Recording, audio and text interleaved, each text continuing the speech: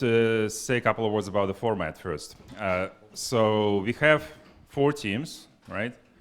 I suggest the order is team number 1 is 4 competences team, right? Is Dmitry here? Dmitry is here. And then the second one, which one wants to be the second? Let's go beyond, right? So this beyond competence. Okay. Then the third one would be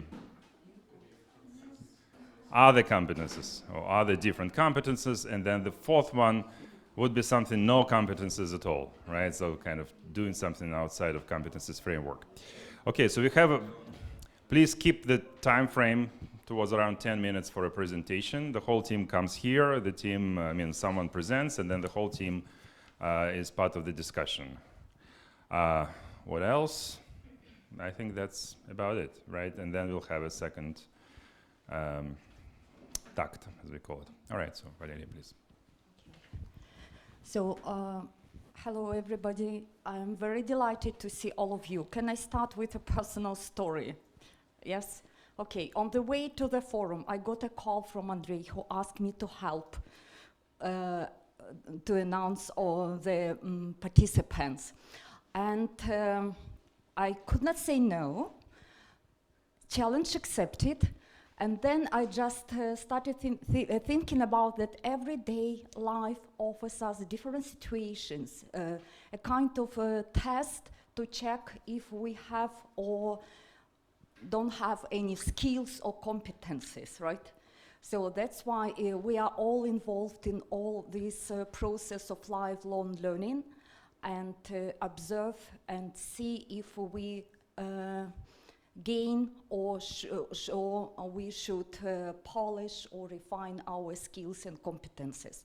So today I'm going to check my skills or competences of announcing participants, right? So we'll see.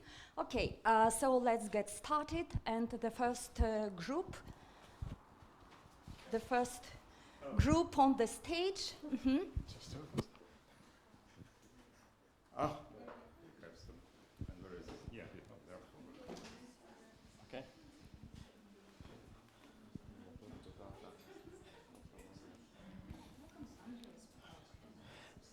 Okay.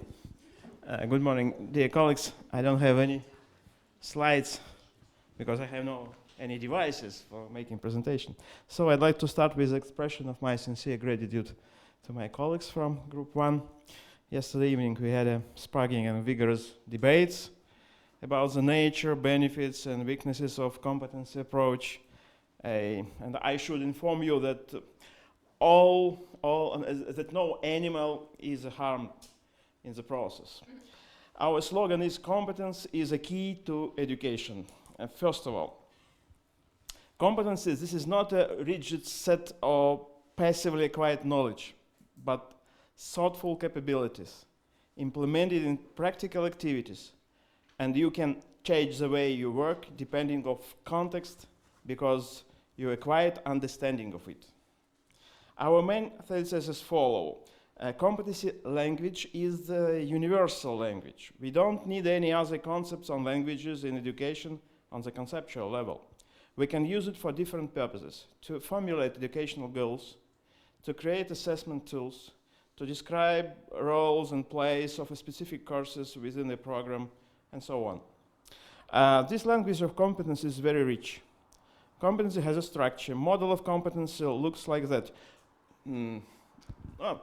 It's obvious. Knowledge, norms, values, norms, languages, abilities, and skills. Next point. The competencies are different. We can point on context-dependent competencies, technical or professional. Transitive competence, which could be used regardless of context in different contexts and situations. Competence approach has its dictionary. We can identify levels, behavior indicators, and so on.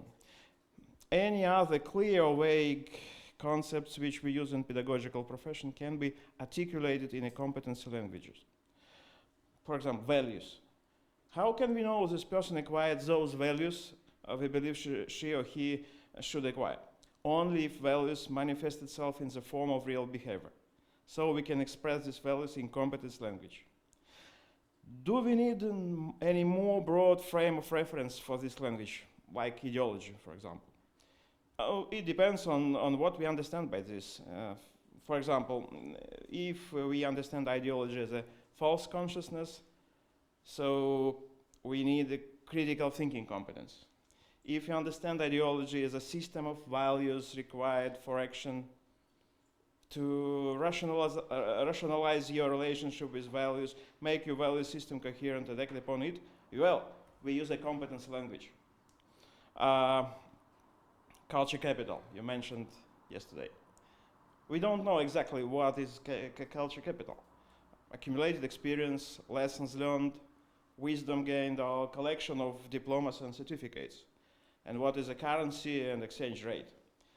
However, we understand this is not a thing but social relation. We see it as an operational code. And Andrei yesterday gave us an example of how this operational code works at Soviet time. Maybe you could reproduce this story. Okay, so the example is that in Leningrad, right, which is St. Petersburg before the end of the Soviet Union, in Leningrad intelligentsia, there was this question, as I was told, because I was too little at that time, did you read JPK, right? And if somebody says, yeah, I read JPK, that was a person accepted to the polite society. And JPK stood for Joyce, Proust, Kafka. So this is a kind of triad of writers, but what it means that the people have read it. It means that they have acquired certain competence. First of all, they know what it is. Second of all, they can actually interpret that, so they can talk about it, which is ability. Then they have a skill, right? Also in terms of, thinking in modernist terms, because these are three authors representing of European modernism. And finally, they have what is important for competence and ability to apply these skills in different contexts, because they have a reflexive bent. So these people were supposed to look at their lives through the lens of modernism, to look at other literature through the lens of modernism and say, well, there is some modernist elements in Tolstoy because he's like Joyce in certain points, because there is stream of consciousness, etc. So this person acquired this competence, had this competence of using JPK, and that's why it was part of the cultural capital, which was essential for certain social circles. Thank you very much. So, culture capital includes a bulk of specific knowledge, ability to use them, and some behavior indicators. It is a set of specific competencies. So, our main thesis, competency language, is an universal language. Second point, for what reasons we can use or will use competency language? What are its benefits? This common language can be used, first of all, for negotiations between all participants and stakeholders of learning teaching process. Competency-based approach allows us, all stakeholders, express their views on the goals and expected outcomes of the educational process. Result will depend on the conceptual framework followed by the university. If university as a service, okay, competencies are determined from the outside. If university as an active force, so university professors have a possibility to elaborate a coherent set of competences which given university recognize like their own. Common language, no qualitative conflict between different notions of university and different stakeholders, but productive conflict on the issue of what should be taught and for what reasons. We can create a broad library of competencies. On that base, we can form any specific set of competencies for any academic program, for specific course, and even for specific student if he or she need. People, in this case, people should take responsibility for himself or the world. Okay, you can say approach is too complex. We agree the system of competencies can be very sophisticated. So maybe in future we need a special, learning platform to cope with the problem of complexity like business does now. Yes, it creates initial pressure on the teaching staff. But we have agreed that, in fact, every thinking professor and university manager uses competence language when they do not want just to reproduce their programs or course, but To change them, they need to translate it into competency model in order to explain why they need to change their course. They implicitly use the competency language.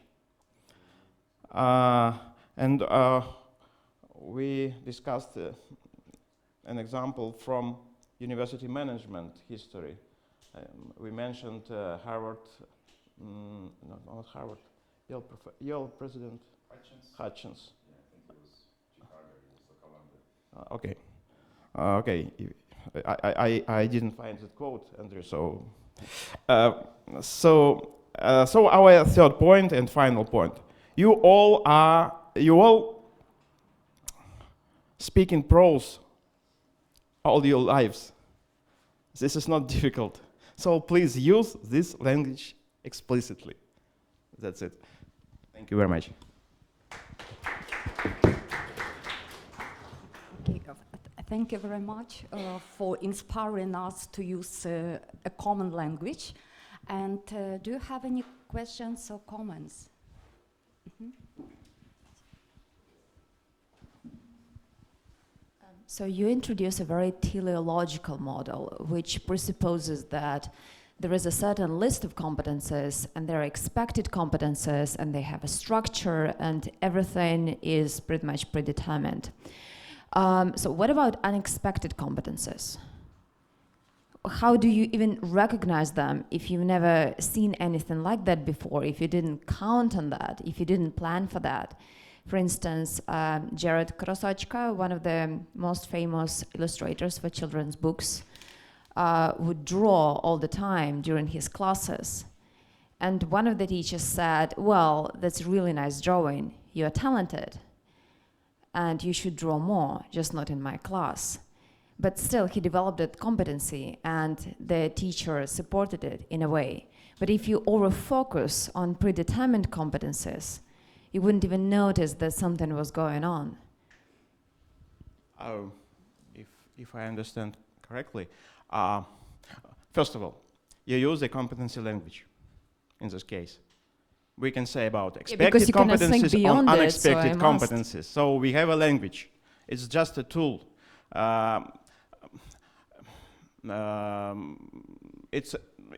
What you describe is a typical pedagogical issue problem.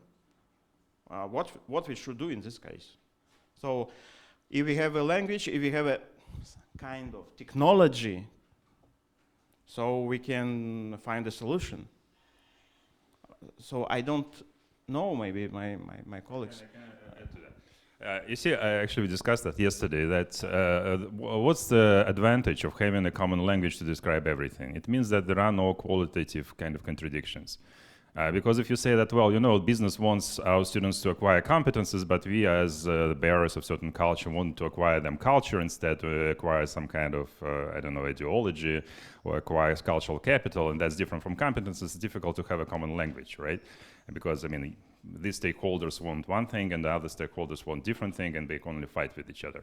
But if you actually describe culture in terms of competencies as well, then the conflict is not a conflict. You say, well, let's say employers want this set of competencies, and we as bearers of the tradition want this set of competencies, and maybe sometimes they overlap, maybe one of them is part of the other, so they can be taught together, and maybe sometimes they're different, but then the question is just distribution of time, how much time is spent for that, how much time is spent. So there is no ideological conflict anymore. It's just a kind of technical conflict. And what you're saying that, well, if this person or whatever, the teacher or the student say, well, I also want to draw, well, just another competency, which we can discuss whether it's essential for this class or not essential for the class. We can include it in the class, include it as a kind of auxiliary thing.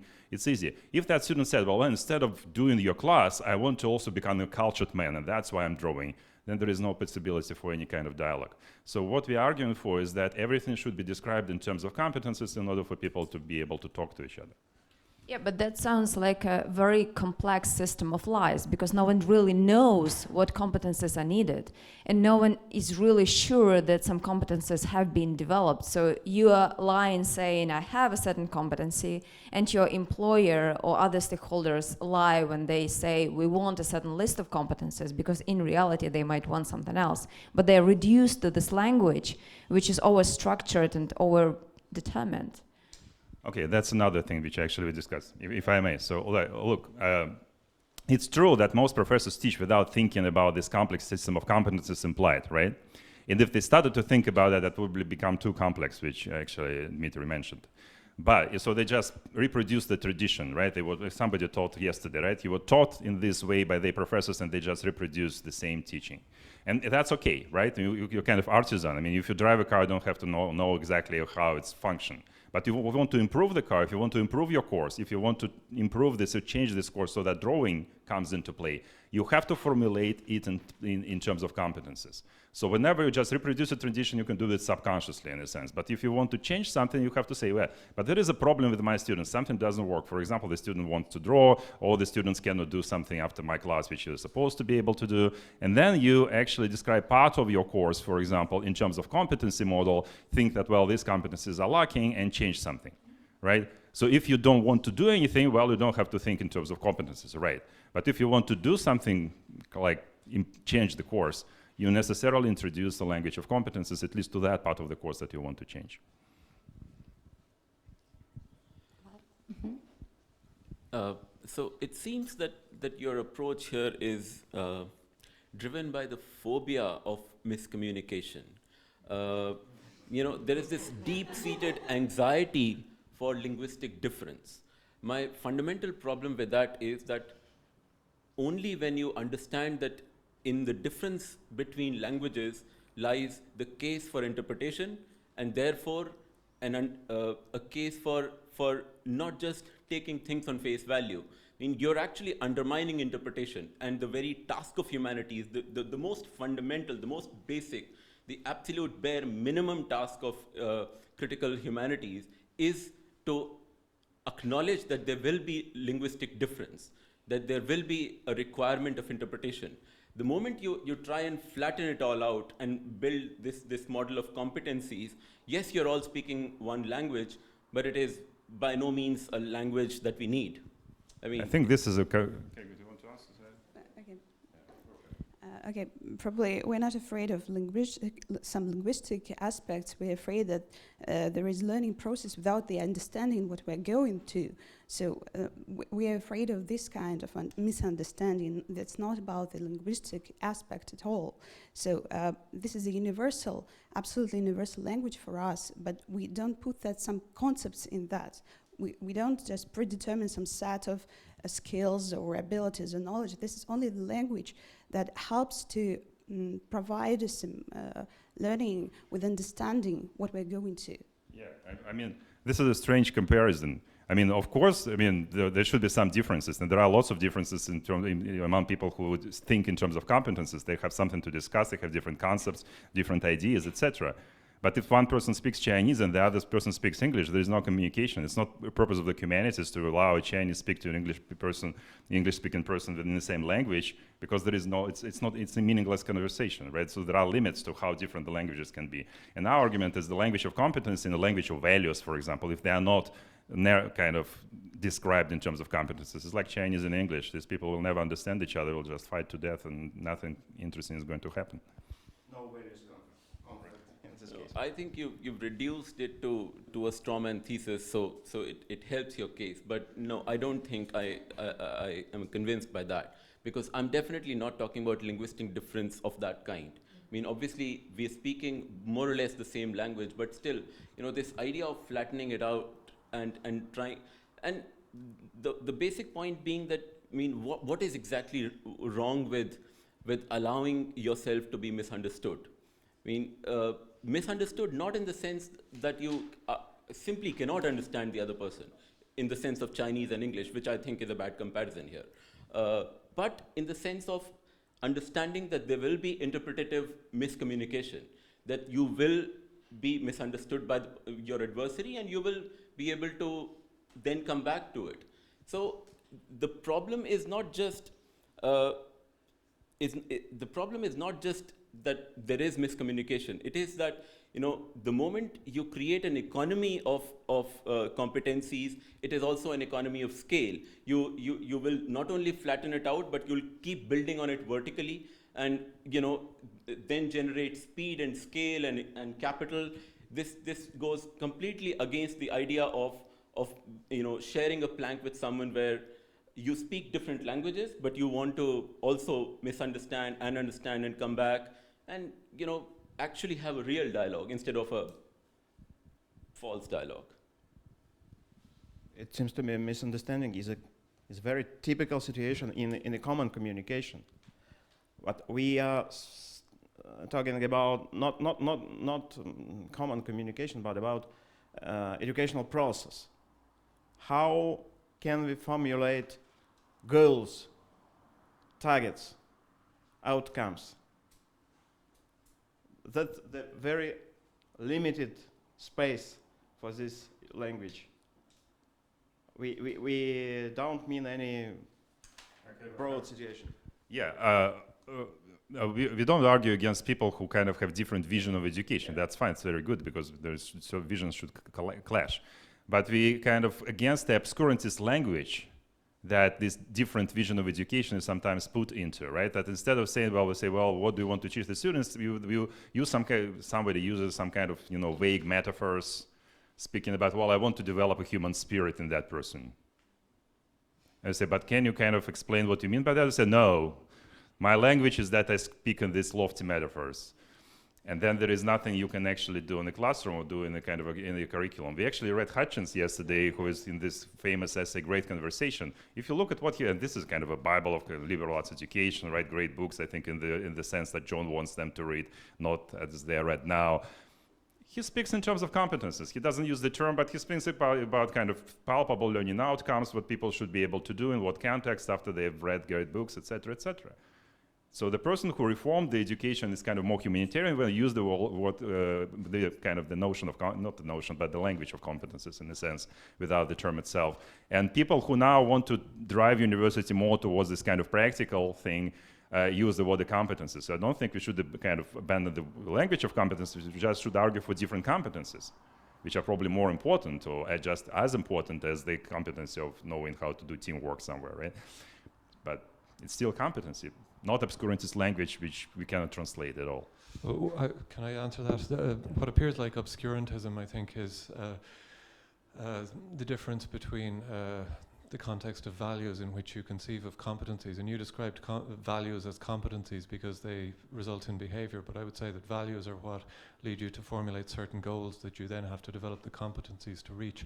And if you're operating out of a different value system from somebody else, well, what needs to be translated is this value system into this value system. But if you're not operating, but it's unclear how the competencies that are peculiar to each of these value systems can be reduced into the common kind of operationalist language that you're talking about. And I think that's what's missing from your flattening analysis.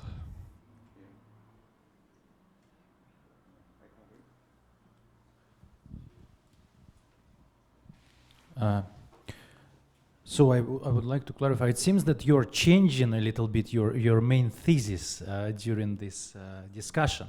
Is that the first idea I understood? Well, the language it's pretty conservative idea. Well, the language is already there. That's why we're gonna use it. It's already pretty developed, with all its mistakes, with all its problems. Let's use it. So this is one thing. But then, how you gonna deal with the question that? So it's already pretty complex. And if we develop along these lines, it's going to become even more complicated. So much time have been invested in developing this approach. It's already there. It's under critique. And if you develop it further, you're going to end up with an incredible classification or typology of competencies you can hardly use. So this is for conservative point. And I am perhaps more interested in your answer about that, if you are still conservative. Another thesis, though, is culture, sort of competency imperialism, that you're saying, well, the current approach doesn't work. We need to change the language. We need to elaborate, to expand it even more. But then, of course, the issue is, and I agree with that the issue is that there is an assumption that the reality out there is universal and pretty flat, so that you can indeed describe it in one language. So I am just to reiterate, since the second point has been already discussed, are you on conservative side or on imperialist side? So do you want to reform this language significantly, or you say, well, like especially in Russia, it's already there? I don't know. I think the language is fine. The language, our argument is that the language is good enough to express any meanings you want. So you should argue about what you say in this language, what the precise competences you want to develop, as opposed to the language itself. And we want to do that not just because it's kind of there, or because Rosobornadzor uses that. Because Rosobornadzor, I mean, it's actually more difficult with Rosobornadzor, because then you think of competences that is not listed there, and they will really have a kind of conflict, right? But simply because we think that people who critique this system, instead of critiquing the content of education and say, well, for example, like Juliet, right, yesterday spoke about wisdom and said, well, education didn't give my parents wisdom, or kind of knowing how to lead a good life. Well, that's if you formulate that in terms of competences, well, there was this competency of wisdom, of a competency how to lead a good life, how to do certain things in certain situations. Then it's like actually it's a way to actually improve the educational program and to teach our students how to lead a good life.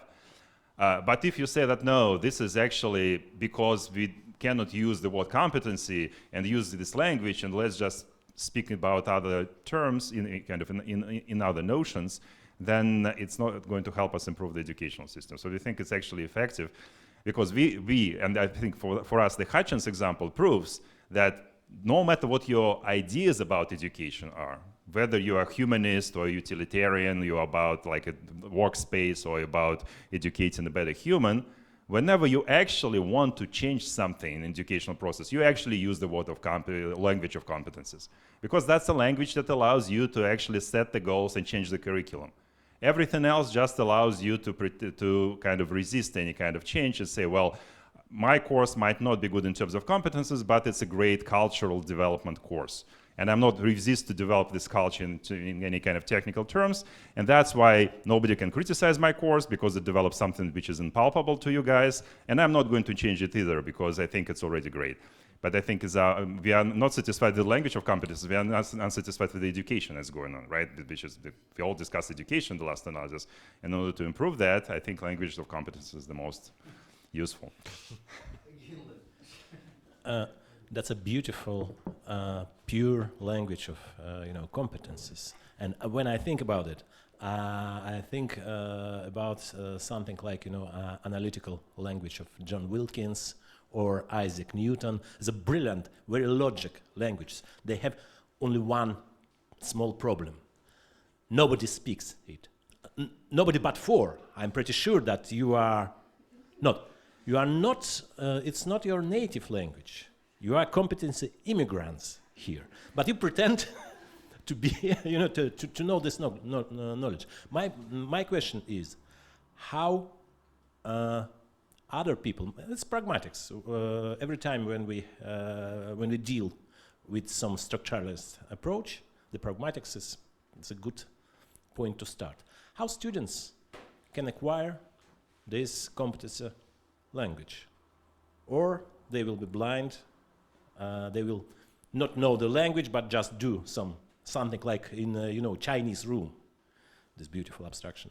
So, and why we need this language in between students and the world? So, what do you think? First of all, English is not my native language, but I can learn and use this language. It isn't a problem, it seems to me. So any language, any technical language in engineering or in natural sciences, this is not native languages. This is learned languages. So it's not a problem. The second point about students, yes, it's very important. But it seems to me this is a way, not a one solution, but it's a way of discussion with students about their expectations, their needs and wants, So we can use this language. It's not easy, but it's possible. I have an experience in dealing with students on the competency language. And a very practical point. For some students, business students or engineering students, their future will be connected with the world of competencies in business, in some structures when they have a structured set of competencies. So this language, they will use this language. What about others? Oh, that's a Should we question. segregate? No, why not? We should give them a language. All of them. Yeah, why not? Some of them will need it. Additional Business language. Some of them don't. Can you We use don't an know. We don't know their future. We don't know. Well, I know. Oh yeah. Except they have a future of someone who just lives of their parents' capital on an island. They will use the word of competences because any employer actually uses it, including academic employers, by the way. By the way. So, in order to continue, it's really good managerial language. I'm totally agree with it. But if you let me, I will tell you one case. Maybe it will be useful for you. One of the best courses in my life was like that. The teacher said me, I will give you an opportunity to have a real experience. First one. Second one, I will give you an opportunity to have real professional contacts. You will see and speak with the important people. And third one, I will give you an opportunity to work on your reputation. And I asked him, so what about knowledge or something like that? He said me, no, I will give you a space and you will take the thing which you need. And I had exactly only 3 things: reputation, contacts, and 2 real projects. Maybe you can look on this like an exchange rate.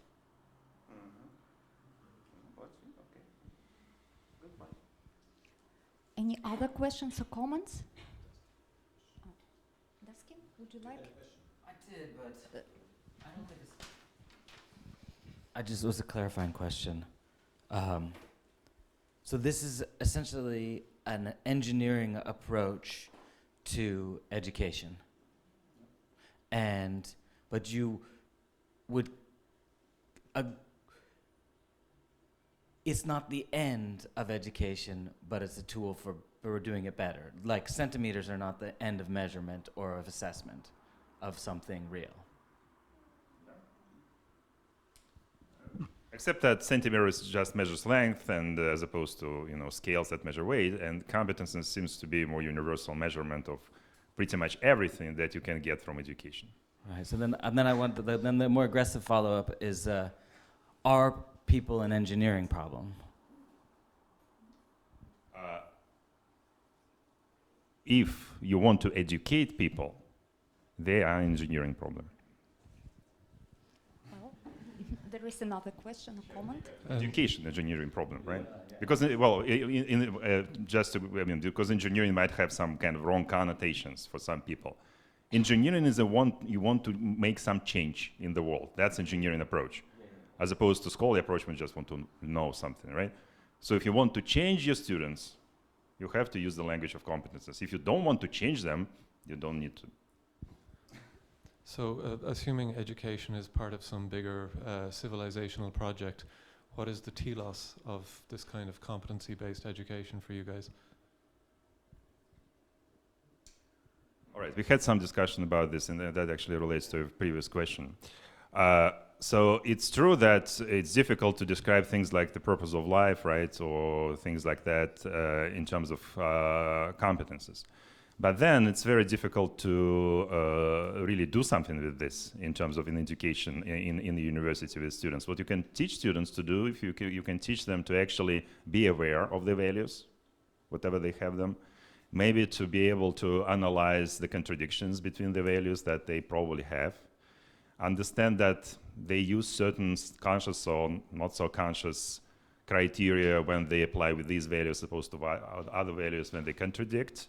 So to learn them to kind of be operational of the value system, and also maybe to get rid of certain values if they don't agree with certain rules. For example, they are not rational enough, or if they are not, if they are, I don't know, well, it depends on.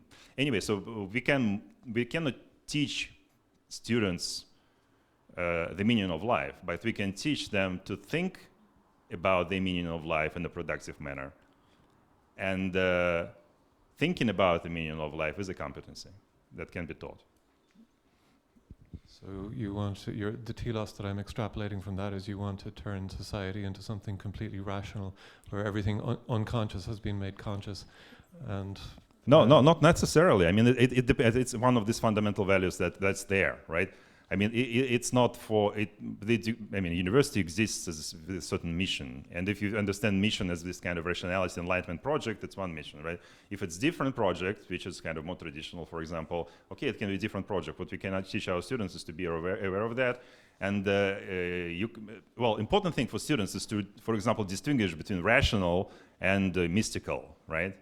They should know the difference. And then they say, yeah, I'm for the mystical because I think this is important and this is just my kind of history. This is the meaning of my life, the mystical experience. Okay, fine. As long as the students kind of, but so again, it goes back to our actually statement is that competency doesn't describe the whole world, but it describes everything that can be changed. Something cannot be changed, but then the university cannot do that by other means either. Right? So can I make one comment? There's a philosopher called Kurt Doolittle living in Kiev who sounds exactly like you guys. He thinks everything can be operationalized, and he's laid out a program for how to do it, and he's seen by many people. Well, he admits himself that he's autistic, and he's regarded by many people as a fascist, but he is saying something that sounds identical to what you're saying. You might be interested in reading him. Yeah. Yes, I can express my feelings about the competency approach. It seems too technical, yes. I don't like it, but I don't know any other language to discuss the issues like that. Because we have a mass education, yes, it's a problem. And we have to have a language to translate super goals of education to operational level. No, here, I don't know, but there are some disagreements, I guess, now in our team. So, again, look at Hutchins. He doesn't describe mass education. Massification hasn't happened yet. He describes education of gentlemen, all this Newton, Cardinal Newman's tradition, right? He uses pretty much the language of competences. The difference between mass education and elite education is that competences are different. It's not the difference of the language. I don't see any reductionism in this language because actually competences can be infinitely complicated, and they can include anything, including even mystical experience, I suppose. Any other? There is another question. I have a small question. Did education happen before this language was invented? In 18th century, for example, or thousands of years ago? It was reformed before this language, including by Hutchins, right? It's like fifth time I remember him. But before Hutchins? Of course. Hutchins doesn't use the word competency either. But the fact that people didn't use the term doesn't mean they didn't use the approach. But they succeed without the term and without the language. Yes. So Occam's razor, why we need this additional component to do things that people did many times before it was invented. Well, in terms of Hutchins, I think because I think Dara is the best person to comment on that because she's an expert in university presidents, biographies and things like that. As far as I think, and I would be quoting you, I think as far as I remember, you said at one point that back in mid-20th century, a university president had a charisma that allowed him to change the faculty because they had this kind of power and the stakeholders, etc. Now, university presidents are mostly administrators, right? Even the presidents of like places like Columbia, which means they cannot simply like Hutchins say, well, I believe this is so, and this is going to be so in our university. And people say, yeah. They have to use technical language, you know, more. So that's why the language is needed now, more kind of technical language, because the society has become more technical, because there is no charisma, because there is no such kind of respect for the professionals anymore. Society wants more accountability. So it's rather a tactical move, but I don't think it changes the essence. Thanks. Any other questions or comments? Okay, that's it. Okay. Okay. Well, it seems to be an endless process. Of course. It seems to me, it's just a comment, I excuse the metaphor, but I think there's no trouble with, you know, using shovels and hose and strings to grow a better garden, but to recognize that part of what you're doing is growing a garden. Say the students of the garden, and you know the language is the shovels and the strings and the hose, the tools to do what you do. No. And I can tell you why. We just discussed it at TFY presentation when I asked the students, are they more like a plant or are they more like a piece of furniture that we kind of manufacture here? And of course the student is more like a plant because it grows by themselves, even without interference of the university. And what we can do as gardeners is to a little bit, to make it a little bit different, but not completely different, like if we can do anything with chair, right? But even the plant that grows by itself, its growth can be described in language of competences. Without the university, if a person develops and becomes an adult, in our language, that person develops a set of competences. That's it. Nothing else happens. The difference is that these competences are acquired by other means, not through the educational system in the universities, but by living in the world, etc., experience. But it's still competences. It's not something, well, competences are just this technical kind of part of person and everything else is also important. No, it's just some competences we can work on, some competences happen by themselves.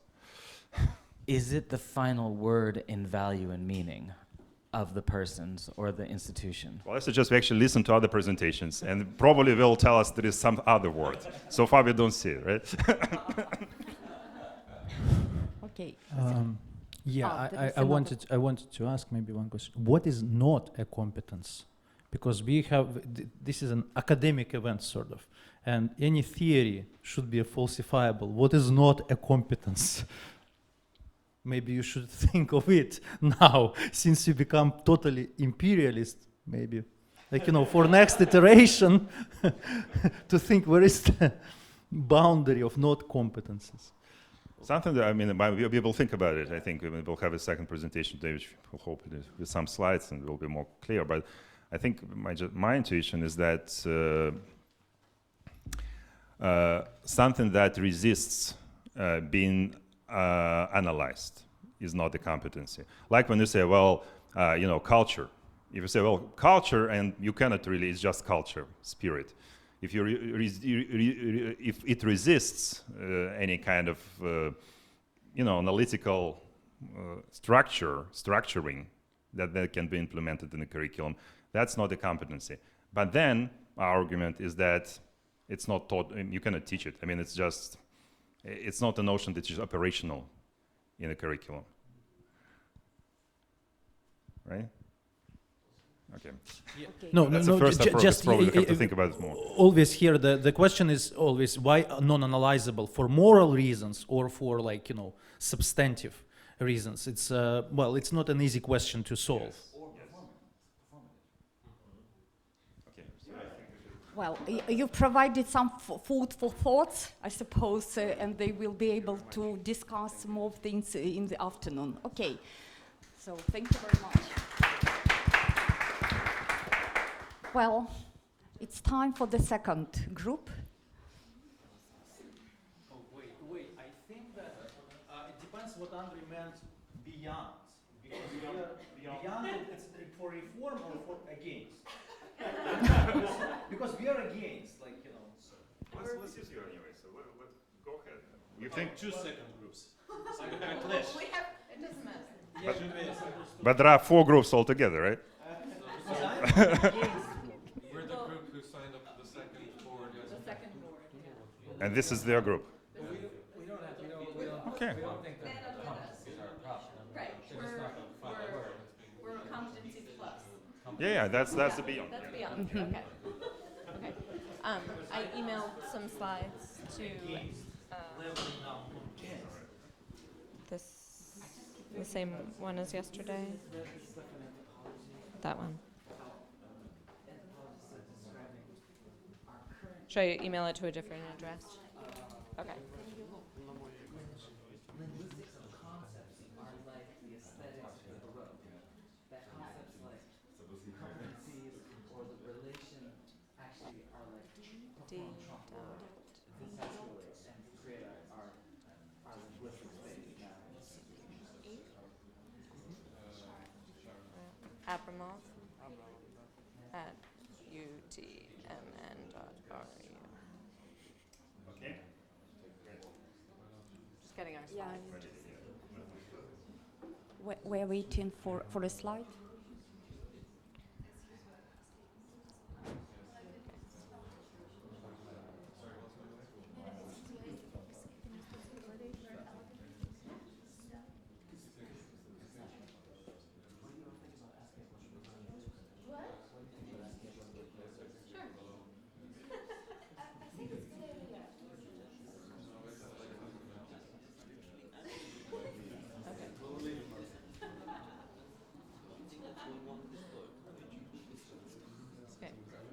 Okay, so you can start.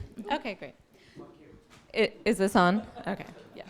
Okay, so we are, essentially our group title is the same as the conference, Learning Beyond Competencies. So I think, you know, based on our discussion yesterday, as well as I think our group's questions to the discussion of the pro-competency group,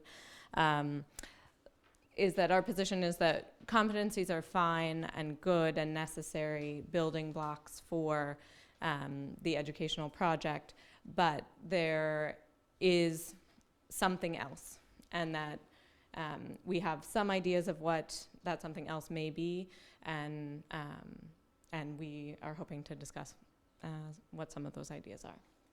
So just in terms of our discussion yesterday, we had some definitional ideas about what competencies are to give us sort of a framework on which to add to that. So these are just a few of those ideas.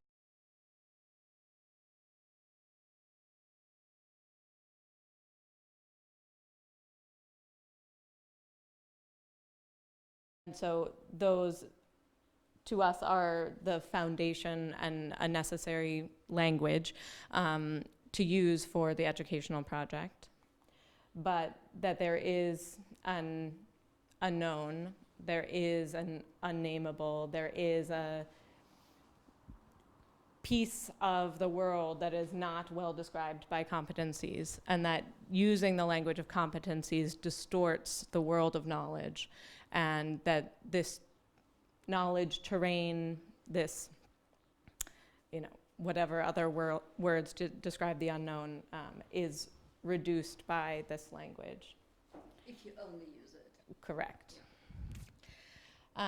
So part of our superstructure for this university project, in addition to and beyond or above competencies, we would put this idea of the negative capability that maybe John can just elucidate quickly.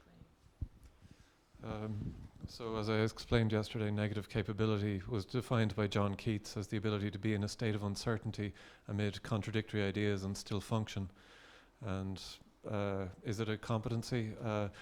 Well, it's not clear. I mean, it's an ability to move among different ideologies and different value systems without committing to any of them, and to still function intelligently. And for Keats, it issued in it issued in the best case scenario in works of art, which don't give propositional answers to questions, but dramatize our uncertainty about the core questions of the human condition, such as why is there something rather than nothing? What's the nature of beauty? Why do we have a moral nature? Does it have reference to some metaphysical reality, or is it a cosmic accident? And if so, why should we be compelled by anybody's moral injunctions? Those kinds of questions that don't have definitive answers, or to which people have proposed many answers, none of which is entirely satisfactory. Negative capability is the ability to remain in a state of uncertainty about these things and still function. Thank you. So I think, we have that as one of the core fundamental things that is not articulated within the language of competencies. And then, going beyond that, are there other superstructures? And that's where our further conversation went. Does someone else want to maybe, do you want to discuss sort of the provincialization, and then someone else can discuss the maybe the ideology piece of things? Yeah, so in our discussion, I'll begin with the metaphor that I was trying to build. So, the thing that I was saying is that one could enter a forest and try to go to a certain point. That could be the summit of a peak, it could be just a temple, it could be anything. And for that, you may have a map, you may have all the gear, you may have all the equipment, you may know exactly what kind of climate prediction there is, which villages there are, and and if you try and consolidate all this information, then you could build a competence around it. You would be the most efficient to reach the point where you want to reach, and you're more likely than others to always reach the same point, with or without some difficulties. Another approach could be that you're not exactly looking, you don't have a map, you're not looking for a particular destination, there is something about the process which generates an automatic surplus. Now, this is not just, so the most common charge against whatever one says about competencies is that of obfuscation. Now, this is a problem because, the moment you say that you allow the possibility of even leading to some other point where instead of where you initially thought of going, it becomes obfuscation. It becomes an exercise that has no specifics. But the problem is that by leading this charge, you actually undermine the process of exploring. Now, so like I was saying, in this process, one could actually think of very different variables. One could think of the birds one would see. One could think of the nature of forests, the kind of plant life, the nature of settlements one would encounter on the way, and all these are probably, at least in one model of education, more important than reaching the summit with the right gear, with the right map, with the right whatever else you might need. So it is in that context that I was talking about. I mean, this can be applicable in various different contexts, but in a classroom education model, the one way to inculcate this spirit is to use the idea of provincializing, because it is with the love for a certain context, a certain trail, a certain forest, which has certain specifics, that you can cultivate these tendencies, which are then transportable. So it is not to say that the university must always be provincial, but provincializing as a tendency is a project to kickstart a process which can then find its eventual destination in outside the university.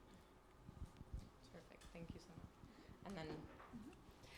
And then. So we were thinking that competencies are good and fine, but they don't make sense unless you answer the question, to what end? What is the purpose? And the purpose is usually dictated by an ideology existing, by a paradigm of thinking you are in. It's inescapable. So we recognize that there is there must be some purpose beyond the list of competences you acquire, or the list of competences you want your students to acquire, or the list of competences you want all the students in your national system of education to acquire. And that, oh?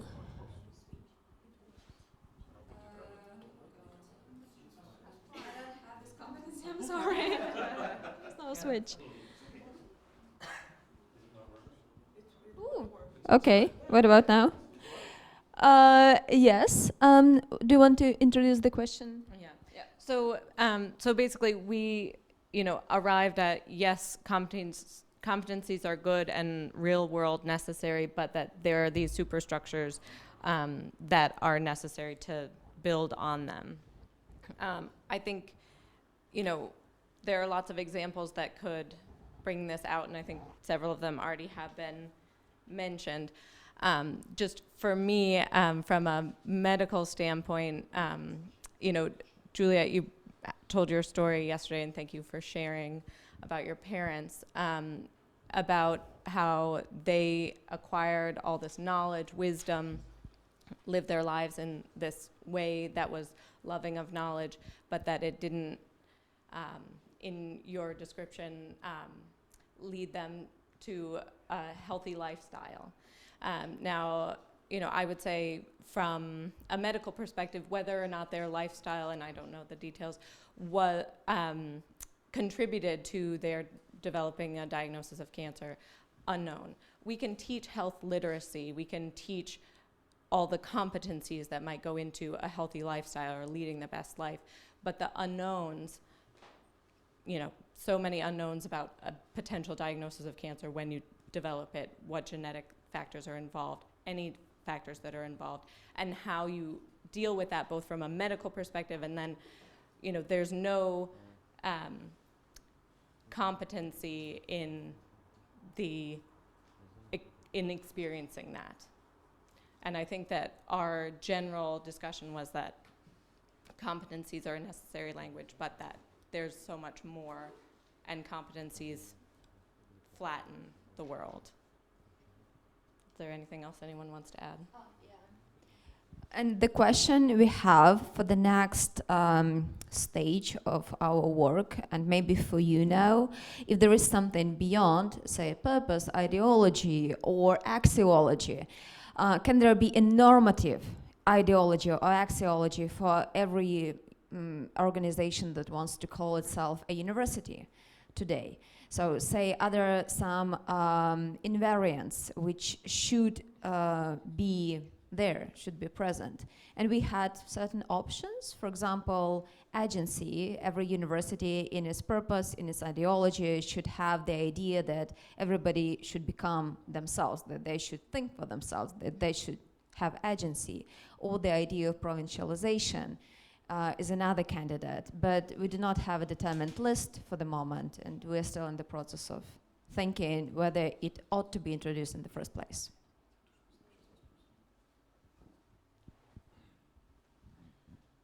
I would like to add a few words to this as a historian, maybe, because what John was talking about and Dara was talking about reminds me of an example I gave to my students in my history classes, where I told them that, let's say in the 19th century, we had elite universities mostly, and it was the process of socialization, let's say, especially in Great Britain, places like Oxford and Cambridge, was a certain preparation for, as Andrei said, being recognized as a member of cultural elite. And now the problem that we have is that this kind of elite culture has been certainly under attack. Let's say, even in the most traditional countries where this elite education has been very, the tradition of elite education has been marked. So let's say we take United States, and we have a president whose language competency is, let's say, from a professor's point of view, questionable.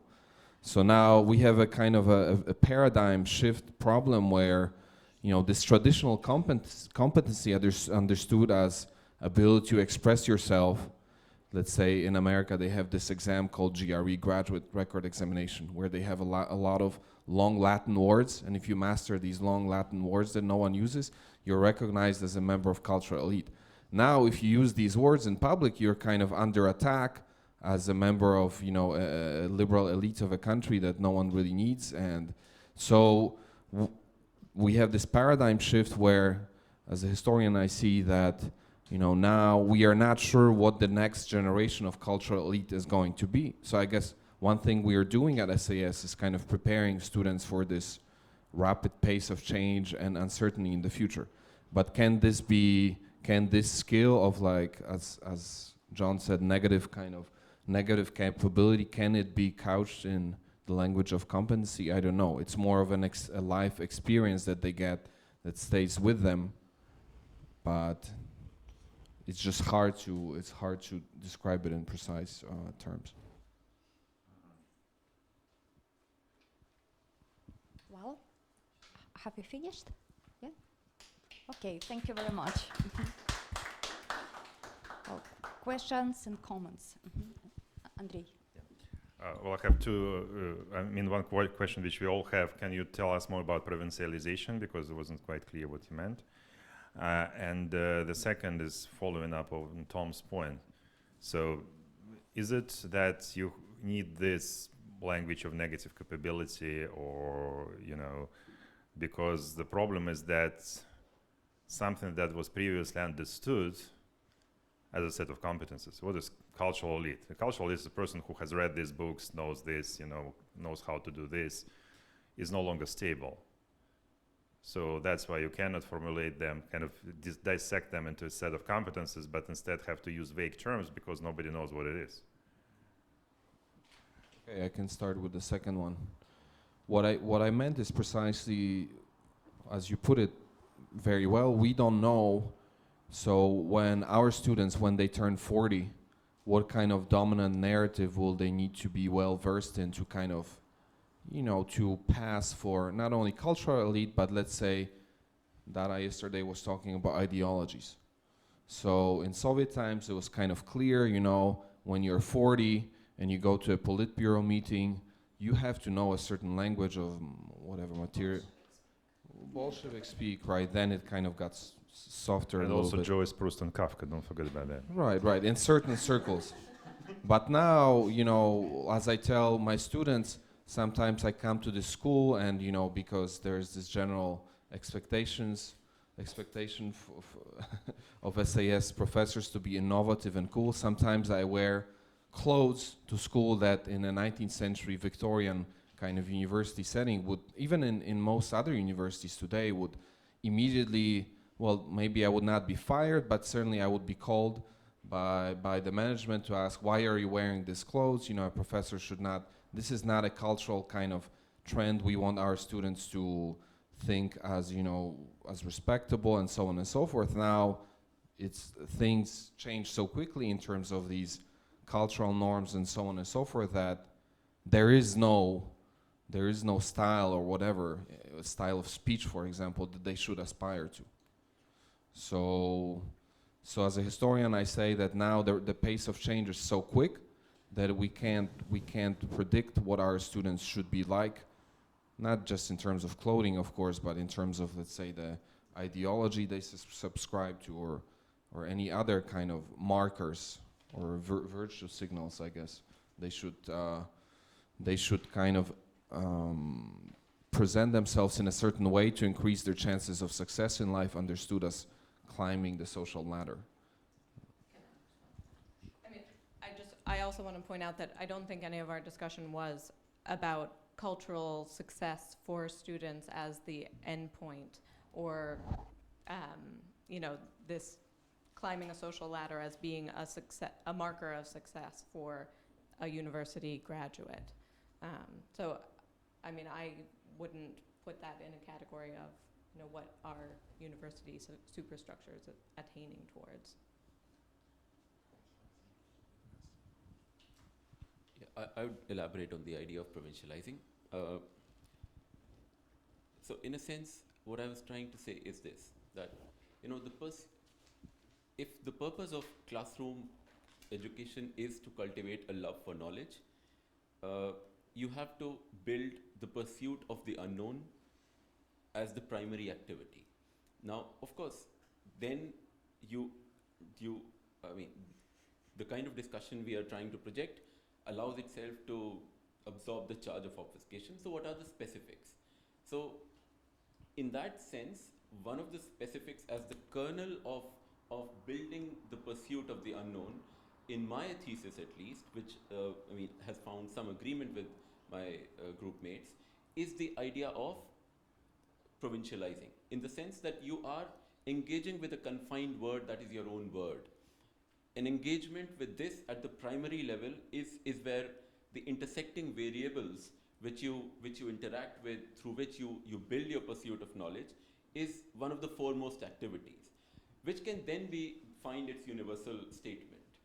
So, okay, in another way, the way I was trying to build it in my presentation yesterday was about the fact that one of the primary reasons why the project of education, particularly humanities and social science education, has been undermined in South Asia is on account of this universal claim of humanities education in particular, which is so disengaged from the world that we live in that it undermines the classroom in which this education takes place.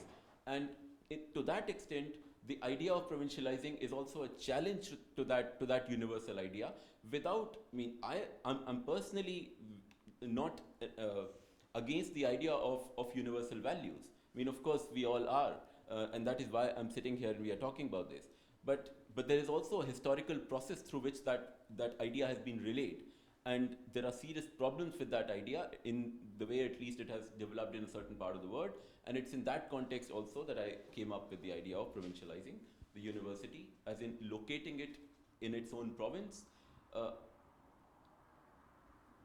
respecting the variables of the world that you live in, instead of constantly referring to knowledge as this thing that comes from the canon and the discipline, which can be broken down into competencies, of course. I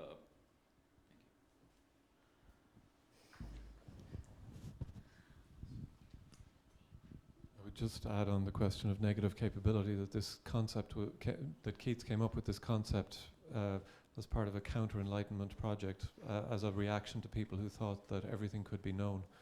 And that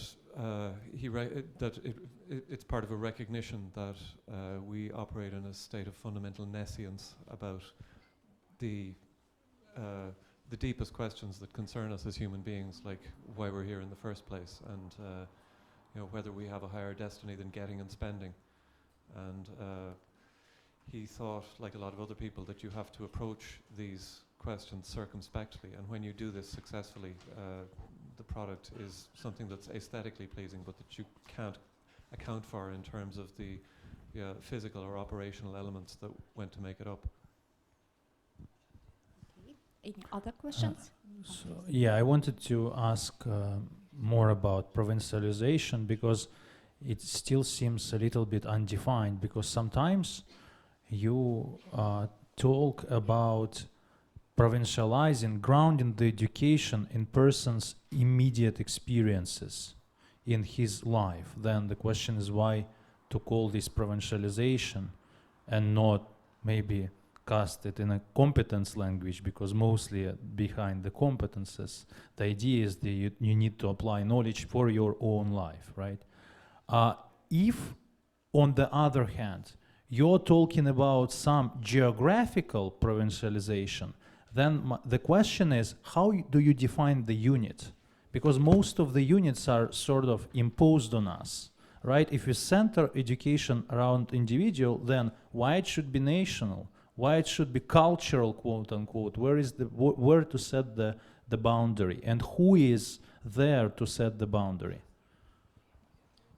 So I'll start, and I'm elaborating on the idea of provincialization a little bit. And I think of it more like situated learning. So the institution and the learning inside the institution is situated in its real environment, and its location, both geographically and ecologically and epistemologically and historically, and perhaps also political economically. So where the questions that lead to the great works start from personal collective experience and personal collective problems in the location of the particular learning institution. And an example might be, this is kind of what I'm trying to do with the class Ecology, Technology, and Anime. That anime is a location in the pleasures and the epistemologies of the young students.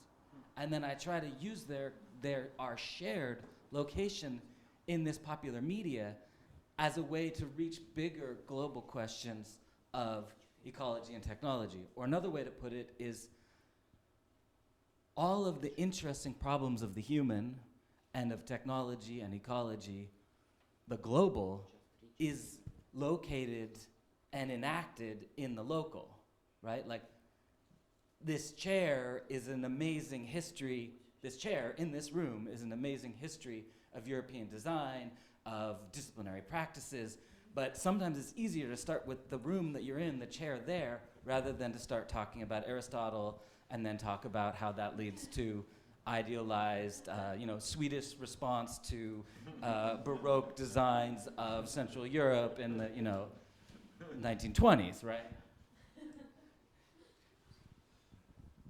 Okay, there is another question. My question is again about negative capability. I like the idea, thank you very much. But why do you think that this concept cannot be expressed in competency language? I read a quote from John Keats' letter.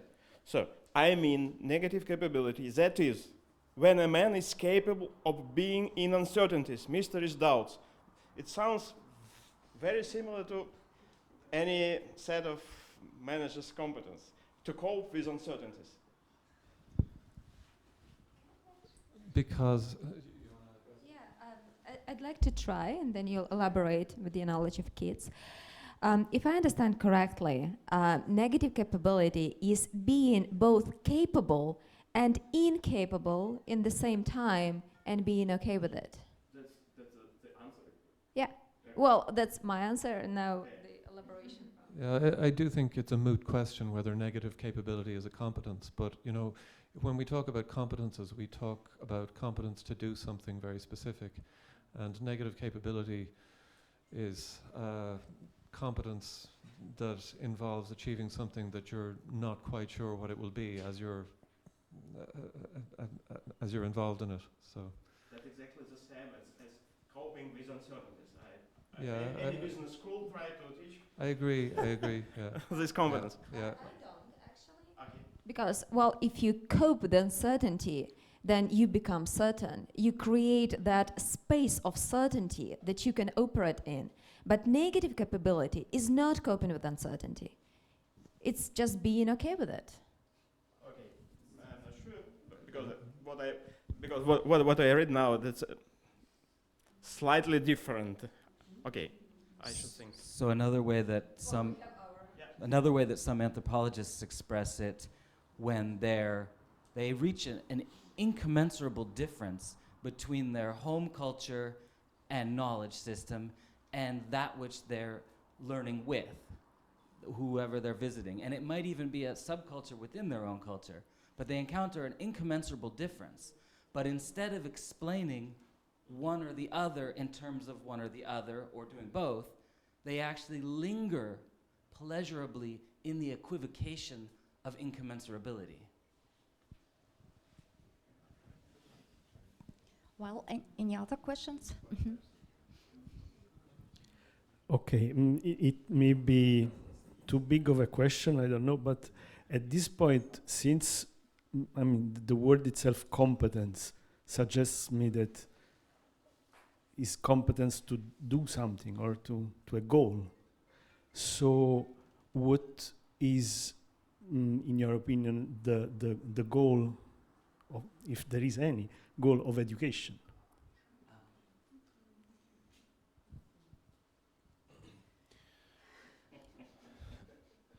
Well, one thing that we often, or at least I try to advertise to our students at SAS why they should come here, is that, well, the world is uncertain, we know it, their future is uncertain, but we provide here at SAS and other universities is a kind of an experimental place where you can kind of make mistakes and deal with, face things you don't know in a safe setting, meaning you will not pay a price in real life for making epistemological mistakes, for failing to finish your project on time, whatever. So you have a certain kind of training ground for that kind of life, because Russian educational system until the age of 18 is anything like that. It's actually, it's about receiving certain knowledge, reproducing it in a certain order, and then you kind of, you turn into adulthood when you're 18 and you're suddenly, well, you told me there's some uncertainty, like everything was certain up until then, like, if you studied for this exam and you reiterated the knowledge you were given, you succeeded in school.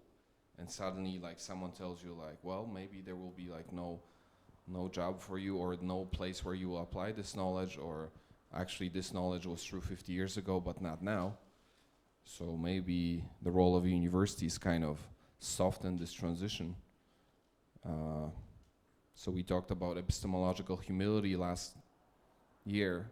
Epistemological humility is a stage, I think, in knowing you can only achieve after a prolonged kind of practice. If you like switched immediately from a traditional school system to epistemological humility, you will be like, the shock might be the therapy might be too severe for the patient to survive.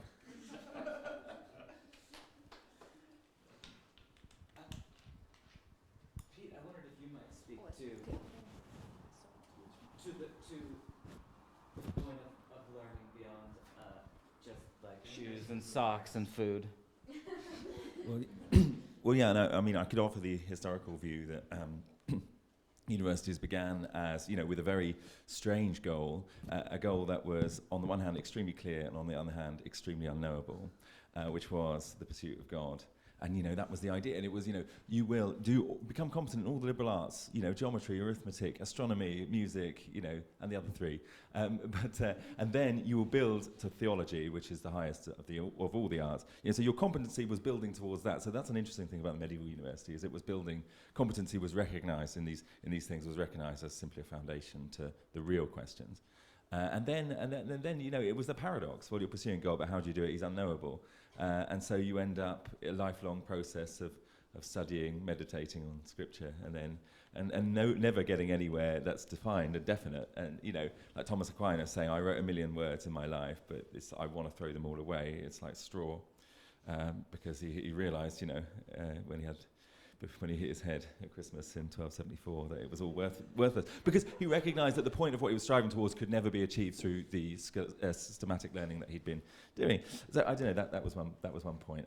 But does that help us? Does that help us? Yes.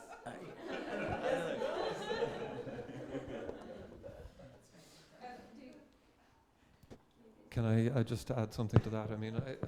For me, I think the purpose of education is still the pursuit of God, but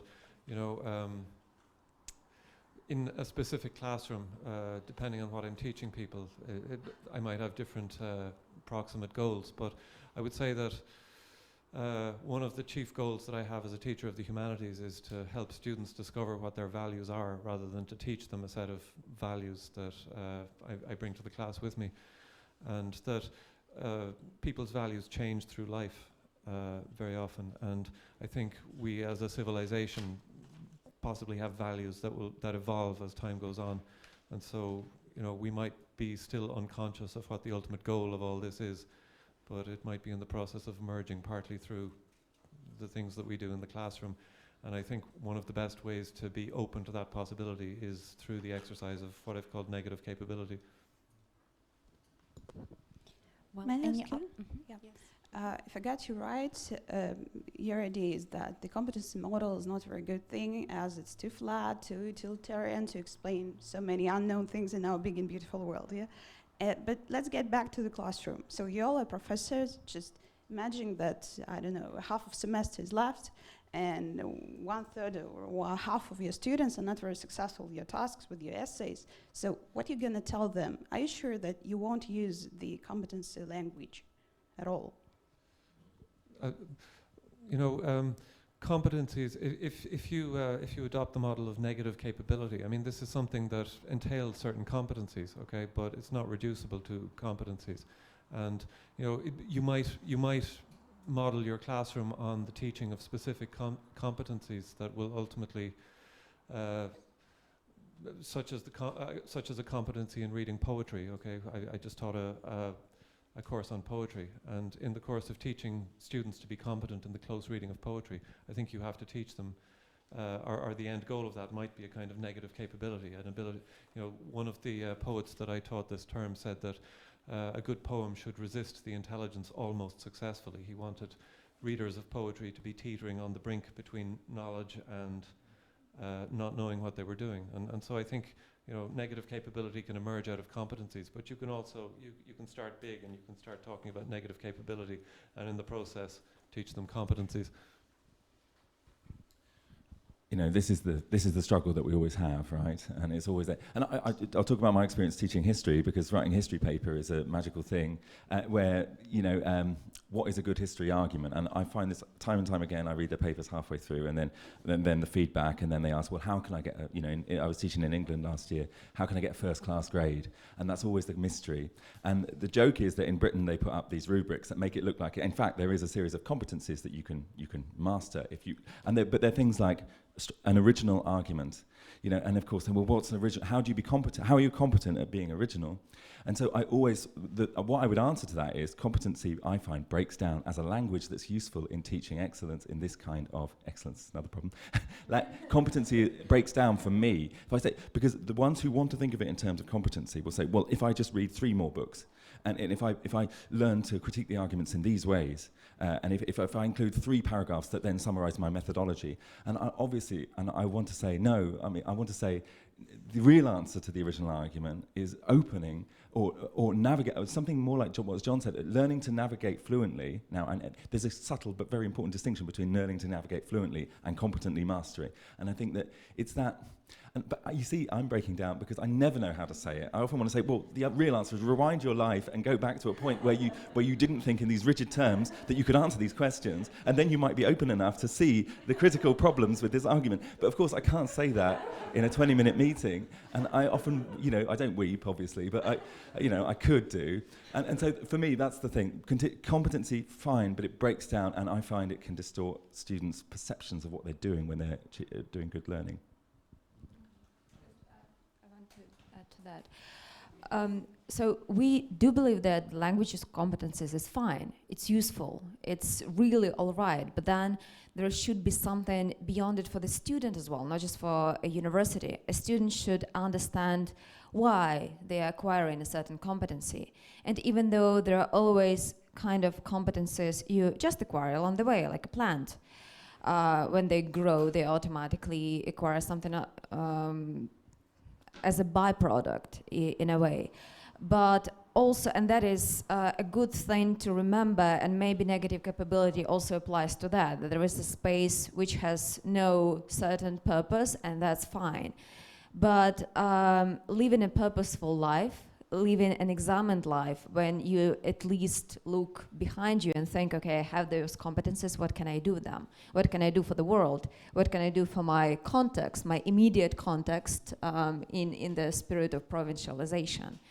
So yeah, I think that is important to remember and to discuss with students. Okay, any other questions or comments? Expanding on the previous question of the goal, because a concept I am very interested into is the concept of information. So is education about acquiring as much information as possible?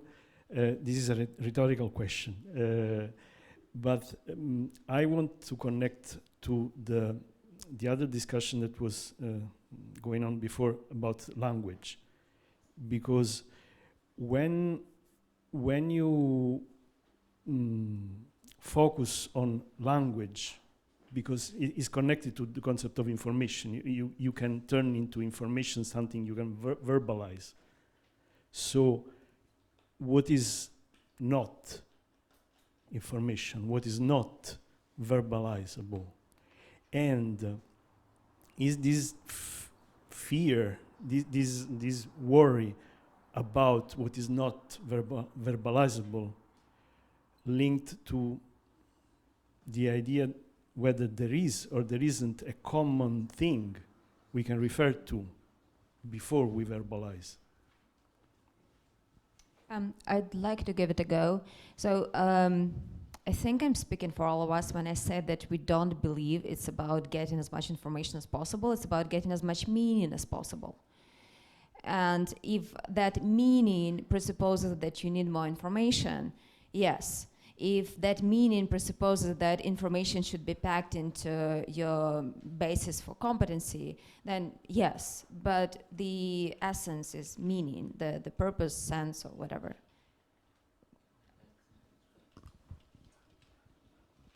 Yeah, so in a sense, I'm also responding to the previous question. So the thing with language is that it comes with a field of comfort around it for everyone. And in a sense, the task, the way I see it, and the way we are trying to pursue it in our model, is the task is to exceed that zone of comfort, is to get into some sort of discomfort, is to get into the zone of miscommunication, is to accept those challenges where, in the beginning you will probably be really, you'll find yourself incompetent in a sense to be able to pursue what you're pursuing. So in a sense, like in my case, I would always tell my students to be ambitious. That's the only value to be pursued. Ambitious beyond your capacity. Only when you, and of course in a classroom where every student is differently capable, literally with respect to English language, for example, but also with their differential felicity with English language in a classroom, and ideas, of course, given that people come from different backgrounds. Some have read a lot of books, some have read very little, they come from very different backgrounds. So the idea is to get out of your comfort zone where the language as well as the pursuit of the argument will show cracks. And those cracks is where you fill in it later. I mean, that's the task of a classroom, to reveal those cracks in language and in ambition, in ambition of critical theory and ideas that you're pursuing and values that you're pursuing, and in the process becoming aware of the values that you're pursuing. So the primary task of a classroom is to get out of that comfort zone, because everyone is capable of picking a low-hanging fruit. That's the only, so in that sense, I would say, language. Mm-hmm. So there is another question? Yeah, I will try to draw my question. I think it will be mostly inspired by Peter. So I will give you my interpretation of your thesis, and you will tell me why I'm wrong, right? So there are a set of competences that you put at the background, which is weeping. All right. Okay, but I want the team to see it as well, right? So so it's a very easy one. So there are competences which are at the bottom, which you consider like practical skills mostly, right? I guess. So all right. Yeah, like But that shouldn't be our whole life. That's just some basic bitch shit. Yeah. Then there are a set of competences which are here, but that you cannot really explain why they are needed. Like, for example, having an original argument in the sense of not to be too rigid in applying the concepts, blah, blah, blah. And in order to explain why we need these super competences, you actually have this notion of negative capability or something else, which is difficult to define by definition. So really, whenever you actually talk about something practical, you say, well, in order for a person to have this negative capability, you need to reason in a particular way. right? Or you need to, like in that poetry example, learn how to dwell on this boundary between understanding and not understanding, right? Reason and unreason, etc. So there are lots of things that you think are valuable that you cannot explain why they're valuable by referring to, let's say, job market. And that's why you have this nebulous concept of negative capability that it actually gives you grounds to argue for the necessity of these competences. And that's why it's negative capability as opposed to, let's say, critical thinking, right? Because critical thinking is apparently here, it's kind of connected to the job market, right? Critical thinking. And of course, it's very boring and it's not enough. And the university is more than just teaching certain thinking skills, right, etc. So anyway, is it correct to understand your argument that because right now we don't know what university is for, probably in the early 19th century would put just German culture here. So this is for culture. And then it will be clear what you have to learn to do in order to be a cultured person in Germany. Now it's very difficult because everything changes so fast. So instead of having some kind of defined concept here as a goal, you have this, by definition, undefinable concept like negative capability here that you use then to actually argue for the importance of competences that you intuitively feel are good and necessary, but you cannot really demonstrate that to any external stakeholder that, well, you really need to do that. You need to dwell on this brink in poetry in order to do what? To be a who, right? I mean, not for the job market, apparently, or to be a happy person, apparently not also, right? Doesn't guarantee you happiness. So anyways, it's not clear why, but you feel that, well, there's some kind of value system that right now we cannot really structure, so we put it in this kind of term like negative capability. But whenever we talk about something that you do in a classroom, you necessarily decompose that into quite maybe difficult, complex, but concrete competences, right? That, well, you shouldn't jump to the conclusion too fast. But that was just, well said. And I cannot tell the student, you should be like, right? But you could tell him that, well, shouldn't jump too fast to conclusions, right? That's a competence. Don't jump. Can I just? Okay, I'll refer to the whole scheme. I think you are being a victim here to your totalitarian language of competences, because you managed to understand the argument in a completely erroneous way. So let me clarify and go back to our original message, which is, well, there are competences and there are super competences. What is that? We didn't even talk about that.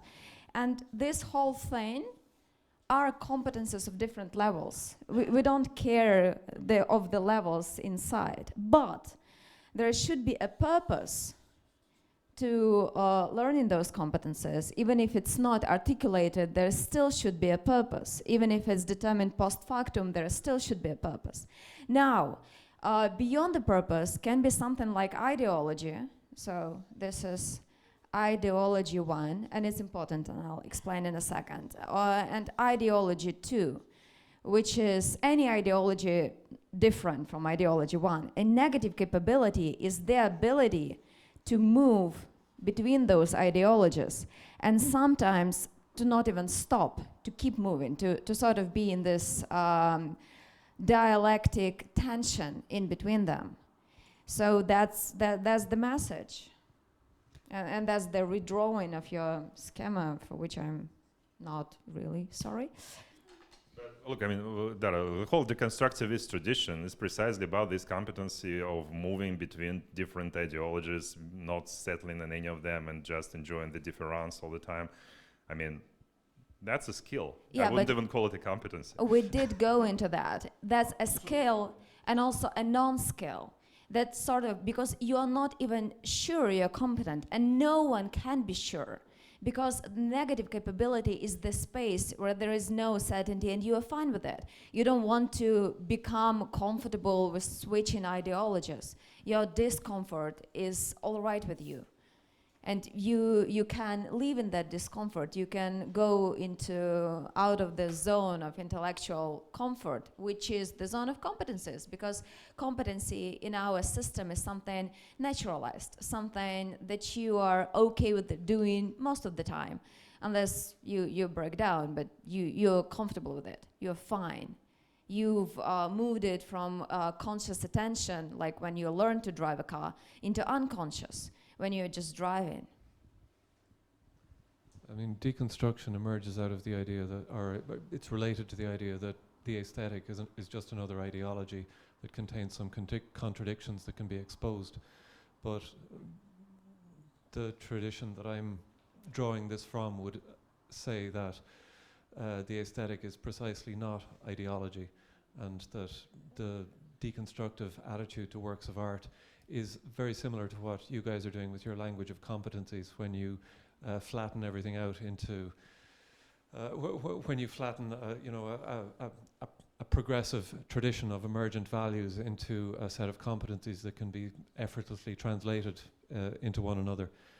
And it substitutes this idea that there's an ideological contradiction that you can expose for the idea that there are some fundamentally unknowable things about who we are, and that it's actually productive for us to dwell in that unknowing, and that you might actually, if you're of an autistic operationalist mindset, like Kurt Doolittle, for example, you might actually be able to show that there is, some kind of measurable benefit to us as a society of dwelling in the unknowing about why we're here in the first place. But that doesn't necessarily account for that unknowing or explain what we find valuable about it aesthetically. And I would say that when you were drawing this chart, you demonstrated exactly the things that are not translatable. That is, you can't translate aesthetics. You can't translate a materialist approach to knowledge into an aesthetic approach to knowledge without destroying the latter. And of course, if I say that, well, aesthetics can comprehend materialism, but materialism can't comprehend aesthetics, I'll be accused of being arrogant and fascistic, but that is my position nevertheless. Sometimes I get a question from students. What can we learn from history, and how can we build a better society? So they have this very positivistic mindset, like, what is the lesson we draw, and how do we take it to build something better? And I usually tell them, well, I usually show you what not to build.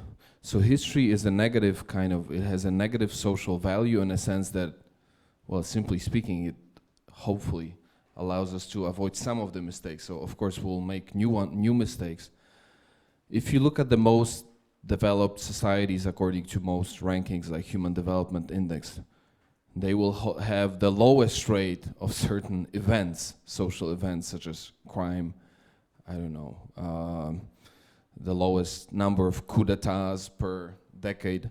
So there are some non-events in social life that I think, are impossible to measure, you can't put in this kind of input-output kind of scheme to them and say oh, these are the outcomes, because often for social life, especially if you ask what are the desirable social outcomes, it's the lack of certain events such as wars, social upheavals, and so on and so forth. So in this sense, I guess, history, if we learn anything from history, let's say, if someone studies a lot of conflicts, maybe if a lot of people study how conflicts are generated, maybe there will be fewer conflicts in the future. Then you can't really measure this, because it's a negative kind of quality that you try to measure. So the same with this critical thinking and so on and so forth. You will avoid certain traps, such as, in my opinion, for example, certain religious beliefs. So you will end up in this state of in-betweenness, dialectic in-betweenness, which is like a non-state, and it leads to nothing in particular, but maybe this non-state is better than a certain state of error. Okay. I have a suggestion. I think it would be great if, at least I would love to, in your second iteration tonight, if you could give us an example of how thinking in your framework allows us to structure a particular, let's say, course differently than thinking in terms of competences, right? If you say, well, there is a difference what you do in a classroom if you use notions like negative capability, and if you do not, and just think in terms of flattening perspective that we apply. I will answer to that straight away. That I think that negative capability is very connected to general intelligence, and and it's also connected to the Platonic idea that at some fundamental level, you can't teach people. You can teach people some basic competencies, but there's a level there's a level beyond which you can't teach people. You can model things for people. You can create an environment in which they might, if they have it within them, do certain things. But you can't ultimately transmit this stuff like information from point A to point B. But it still influences the way how you teach, right? So Yeah, it does. I say, well, I leave spaces for this, right? Or I don't. Trust.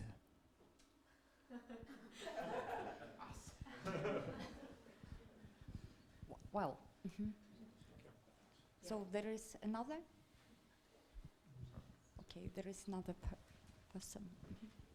No, more than a question is a comment, because I think what is missing here is you're talking about Platonism. If you think in terms of information, okay, then you are with this other model. But if you think in terms of idea, of the Platonic, if you think there is a common ground or something beyond language that is shared, basically you are relying to that. And even I'm talking about myeutic. You can solicit this thing if you believe it exists already at a human level in the students inherently, ontologically, then you're not transmitting knowledge, you're just trying to enhance or exercise or nurture something that is already there, and it's beyond language. And if the more you develop this, the more you are, the less you are afraid of the what you nicely phrased it, the miscommunication condition. If you feel that there is this common human level, then you are not afraid of the language miscommunication, because you know you can interpret, because there is some way to connect between the cracks of verbal communication. So I turn it into a question thank you whether for your comment. I suppose the group will be able to respond exactly whether in the they agree or in the not evening on presentation, right? I'm terribly sorry, but yeah, thank you very much. Okay. We are going to have a short break for 10 minutes. So you should come back at 12. 12 or 5, okay.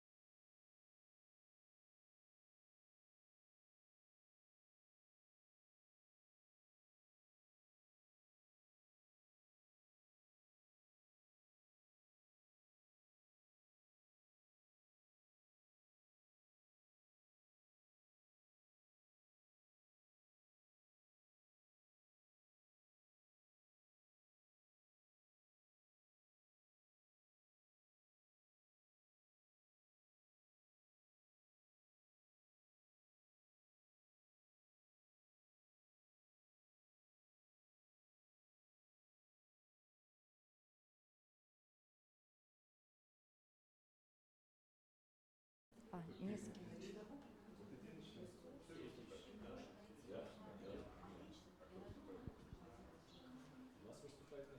we have a presenter here? Well, can we start? Okay. So, dear colleagues, we should finish at 1:15, 1:30. Just so that's why let's try to be very efficient, right? And maybe you will have a chance to discuss or give some comments also during lunch, right? Okay. So, group number 3.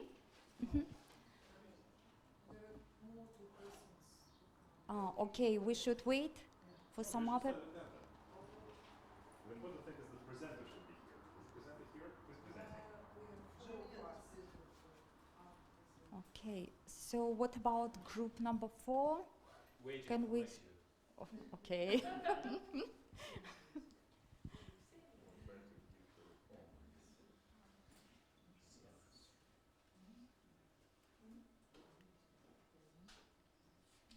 Can somebody call Juliet, please?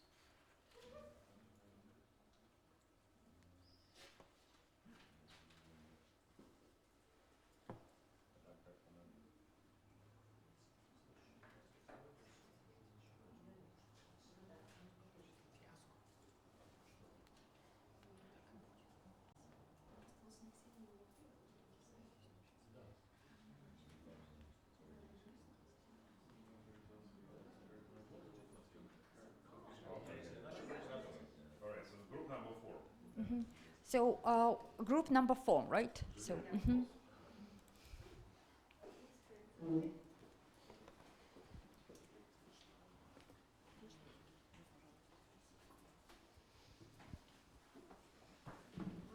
colleagues, we want to ask. No. Oh. Dear colleagues, it's not. Just right.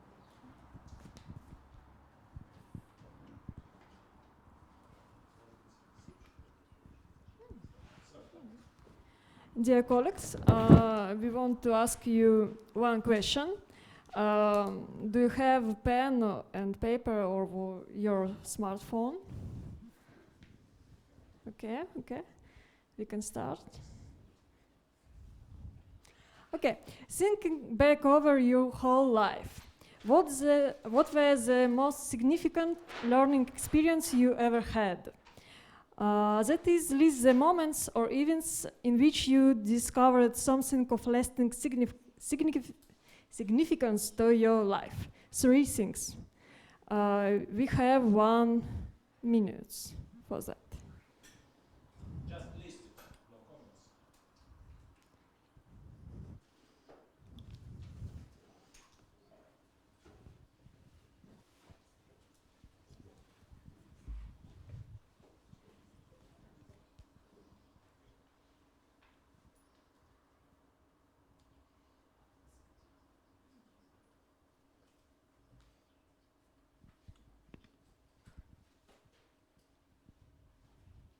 Three moments or 3 events?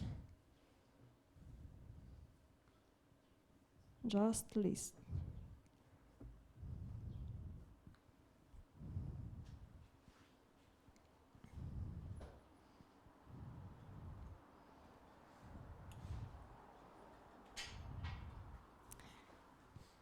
Okay. Sorry, I have a clarifying question. Learning experiences, do you mean like separate experiences as a discrete experience, or can it be a process of month-long? Yes, the quality of a good question, a good learning question, is that it a little bit vague and opaque. That's the question. You decide. Okay. You decide, and 10 seconds left. Okay. It's your life experience. Okay.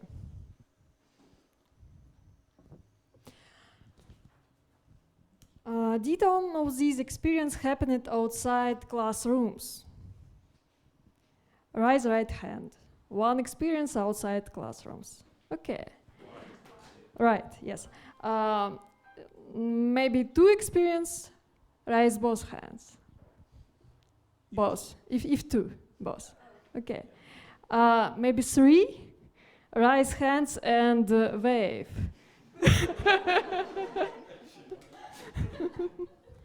Okay. We did the same yesterday, and you see that our significant experience are forming beyond classrooms, but they require some environments, and the university can build that environmental conditions, I think.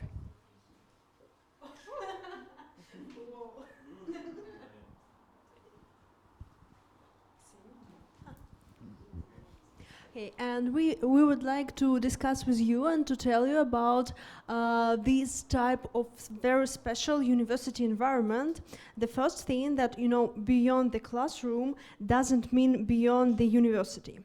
And honestly, and very often, university is not something about teaching and learning in the classroom, but it's about going to a pub with your classmates or doing your field work in the expedition, or about something very unexpected and strange things.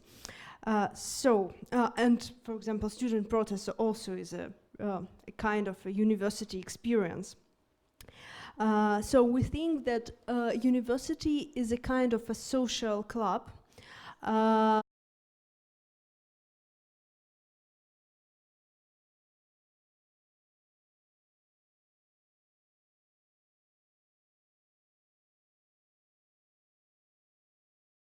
What can university provide? Infrastructure, right? It's a selection procedure. It's also people, like, you know, with experiences. Some of them have knowledge, some of them are professionals in different fields. University can provide social life, of course, work-study programs, some exemplars to emulate, both among the professors and the students. It can provide different forms of capital, research, of course. So the infrastructure part. What else it does? So infrastructure is here. It also can provide support. You have a bridge here, like so, which supports people, which support the students. It also can provide a monitoring function. This monitoring function is, first of all, to monitor the processes in order to guide the students better, but also in order to change, like, you know, the university of constant change, of continuous, maybe not constant, but continuous change.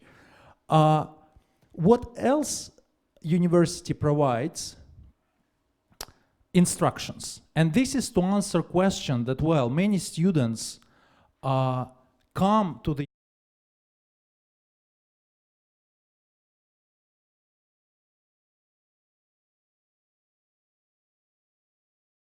instructions. What trajectories can students take in order to build their own portfolio, and in order to take the maximum from the environment, from the learning environment and infrastructure provided to them. So some of these instructions also will be accompanied with with very specific exemplars. Maybe some students were successful in one field, the others were successful in different field. Now, why it's beyond competence? Because, well, on the one hand, you have this student here in the center, and this is freedom. This is a freedom of socialization, learning, and, if you want, organic, often unpredictable formation. This cannot be easily expressed in a very coherent way in a typology of competence. So this field is beyond competences.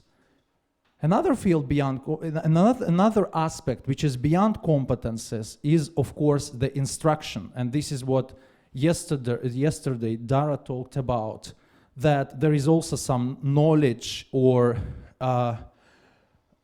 certain system of exemplars. And now I just give the floor to our not only instructions, in life mostly, but what life is, you know? I can explain. Life is when living creatures navigate through environment and learn from environment. And there is no other ways of learning except learning from, you know, environment, from experience. So there's, of course, there's a lot of languages of description of learning. For example, language of competences, etc. But how we can, you know, facilitate the process? Only if we pay attention to this basic, very basic, you know, rule of life. We are going through environment and learn. So we create environment. University, it's environment for learning, and important part of this, it's some, you know, rules of the game. But we need to do two things. The first one, to protect this environment from different kind of, you know, dangers, from, you know, financial, Rosobernadzor, other things. So we need two kinds of instructions and documents. The first one, with this beautiful language of competences and so on, for official documents. We need some regulations. The organization cannot live without a regulation. So we have lawyers, and lawyers know how to write documents for other lawyers in the upper, you know, organizations. But the problem is that we cannot use the same document that lawyers produced for other lawyers just to provide to our students. The students are not lawyers. They do not know, they do not speak language of competences, regulations, and so on. So we need other kinds of documents. So we started yesterday to discuss how to organize, you know, things with words and with instructions. So what we need, of course, the basic thing, it's syllabus. Yes, I just would point some important, you know, features of all documents. I have no need to read it because you have this competence, yes, to read from the screen. It's not competence technically, yes, it's skill. It's a very basic skill. So the syllabus, and the syllabus as a manual of, you know, driving through the class, sometimes without the teacher. So if the teacher, you know, just if she was late, or, you know, as some of our colleagues, you know, still smoke outside, we can start. We have a document. We can start to learn something. We know what we are supposed to do, and so on. The second one is guide for students.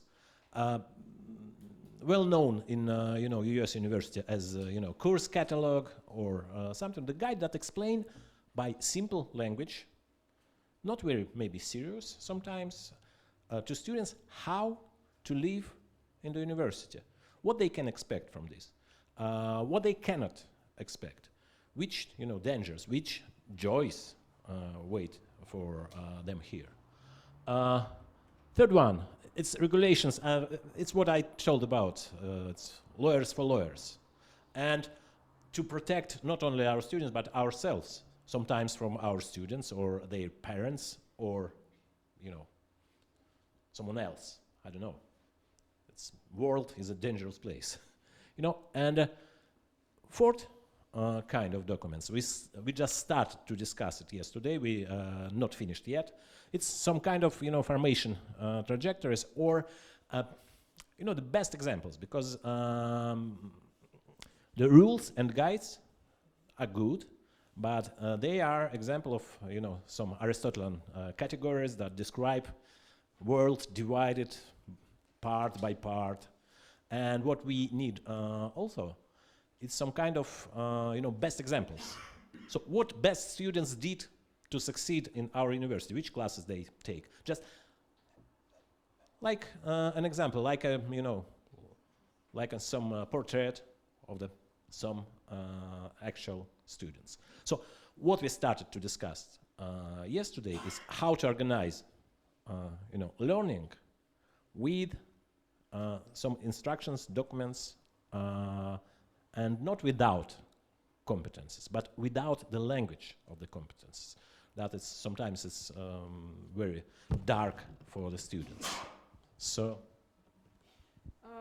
dear colleagues, for our further work, please mark on flip chart which topics is most valuable for discussion. Syllabus, guide for students, or formation trajectories, or maybe something other, but specify if you want to do it. Thank you. What we're supposed to do after lunch? Can you explain what you mean by formation trajectories? It's this is kind of these best examples. So we have we can remember. We all can remember John Tangney. When he was a student, he did, such and such and such thing. It's kind of, just snapshot. How to navigate essentially this infrastructure, how to navigate this environment, but in less formalized, more understandable way, with exemplars for emulation, let's say. In addition to these formation trajectories, there are different ways to live your life in university. It may be academic or social or activist or art or something like that, not only academic and education. So yes, the idea was, and it's a good idea, to provide, for example, 3 or 5 examples of university careers: academic, essay writer, just people who like to enjoy university without any objectives, just and so on. So it seems interesting to me, at least. Well, have you finished your presentations? Okay. So, well, any questions or comments? All clear. It seems so that everything is maybe not. This is I call it the art of presentation. So, and we have a somewhat different viewpoints. We need to, some of us want to completely level down the whole building of competences. That's him. Against competences, opposed to competences. But also we need to know that, for instance, these structures and some of these recipes, let's say, can be applied in a pretty conservative, even Russian environment, with classical majors, minors. It also can work, can suggest something.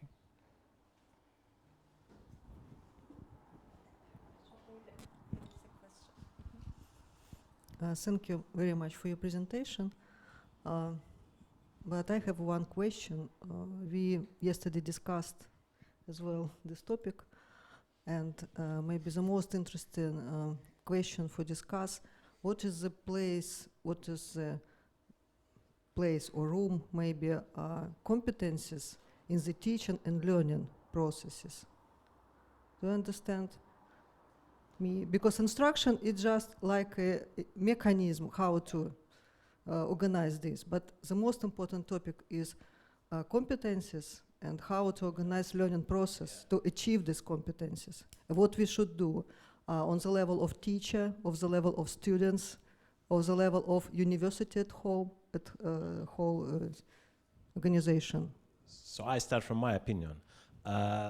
Let's leave competences alone, because 80% of faculty have no idea what competence is. So of course we can start to train them to teach them the language that the first group described to us. But we have more important things, because if you try to open any course catalog or the program description of American university, there's no word about competences there.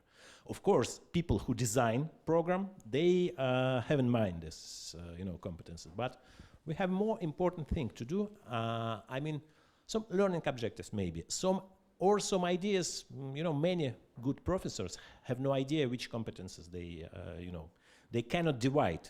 This is critical thinking, this is, academic writing, and this is something else. It's complex. So that's my opinion. Let me say that we might think in terms of, you call it learning objectives, I suppose learning outcomes. So we should have this syllabus with some very clear to both sides, I mean teacher and student, the alliance between these learning outcomes and how we can be sure, the evidence that these outcomes were achieved. And with our faculty, we started this procedure just to read once again our syllabus. And there were so many surprises there. Because when a professor, faculty member, just looks at his or her syllabus and, this table of competences, I'm very sorry, but they are still exist there, yeah? So, okay, we do have them on the list, but what about the results? How we check? What are the forms of the assessment? If I announced that during my course you will be perfect in oral presentations and at the end it will be test, who cares about this learning outcome? What about this internal philosophy of the course of syllabus? So this is about teaching and learning. We should give very clear signal. What are we expecting to do within this classroom? Because this is time waste. We don't waste time. Sometimes we waste time here during the classroom. But this is about this procedure. And again, when we speak about the formation trajectories, see here, education, not non-educational activities. For me, it's mostly about syllabus beyond syllabus activities, because it all goes to levels of educational capital, but might be get not only from syllabus. And this, our discussion yesterday of these trajectories started from notion of one of the group member that he or she, I cannot reveal this person, achieved the foreign language. The best way to achieve the foreign language is drinking beer with the other students who speaks foreign English in a bar. So we cannot include this into into the class, but maybe we should create some structure or some include to the guide some information about the best local bars where you can meet people who speak Italian or Serbian or other language. Maybe not, but this is a question. Well, there are some other questions. So, as I understand it, your thesis is that if you provide an ideology or a set of values, the competencies will take care of themselves in this university. And do you have an agreed upon set of values that you think that a large group of disparate people from different places are going to agree on, such that the competencies will take care of themselves in the way you imagine? Yeah, I think the brief, we didn't discuss it in detail, but so basically the idea is that university doesn't, some values, operational values, yes, but not big ideological values. It's not the goal. You provide the infrastructure, then people navigate it. Regulatory document that dictates standards of behavior, dress and personal presentation, transitions between educational and non-educational activities. I don't see how you can articulate those things without laying out a set of values that need to be agreed upon by all the people involved in the organization. Yeah, it's not a regulation list, John. So imagine just guide to the Dublin bars. So there is no regulations, no dress code. There's just a list of possibilities and some explanation why we, for example, you can, of course, here at the university, you can take a class in academic writing. You can skip it, but if you will take it, maybe you will have this experience. And by the way, in the past, Dara took this class and look at Dara. So this trajectories. So this idea is not to regulate, but to show the possibilities. So what do you mean by regulations for ed program? It's as I said, we have to have from this, database of rules and possibilities. We have to have two interfaces. One interface for the students, and the second interface. If we will show this idea, and if we will have this talk in the Ministry of Education of Russian Federation, they will decide that we've gone crazy. So, but we should describe the same things just by the language of the rules, some laws, regulations, and so on. It's tricky, but it's double accounting in some terms, but it's honest double accounting. We don't cheat. We just explain to target audiences to understand with understandable language just what to expect and what happens. So I think so. Talking about language, you said that students might find the language of competences dark. Could you elaborate? What did you mean by that? It was Dennis who said it was that? not about students, it was about professors. Yeah? Oh, professors. Well, the question still stands. We just replace the agent. Yes.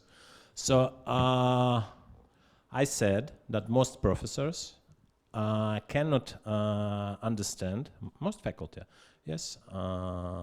cannot understand the language of competences. So why in some, that we have this document. It's not syllabus technically. It's рабочая программа учебных дисциплин. It's quite different from syllabus. It's like a working program of academic discipline. It's quite regulative. But there is a place to write down the competences. In most universities use some codes that faculty almost have no idea what is it. So, for example, this class will develop competences OK1, IK17, and PK18. I just copy. I've decided. Yes, I teach Russian literature, but my friend John teach English literature, and I suppose the competences are the same. I will copy the and he's smart. I'm not so smart, and he has some experience of international education. I have not. So I copy this IK. I did the work. I have no idea what is behind this. So the next step in some university, what people do with this is just to remove from syllabus from this program any notion of competences. So in this place will be something like the competences that this course develops. See, the учебный план, learning plan of this program. То есть see some university documents. So university administrators try to take out this from the faculty, not because they want to forbid the faculty, because faculty don't want to do that, have no idea about this, have no idea about difference between competence and skills, and sometimes this is brilliant faculty. They are good teachers, they're excellent teachers, and I never tried to to count it, like to do some research, like sociological and education. But I used to work with many Russian universities and with faculty. I do faculty training.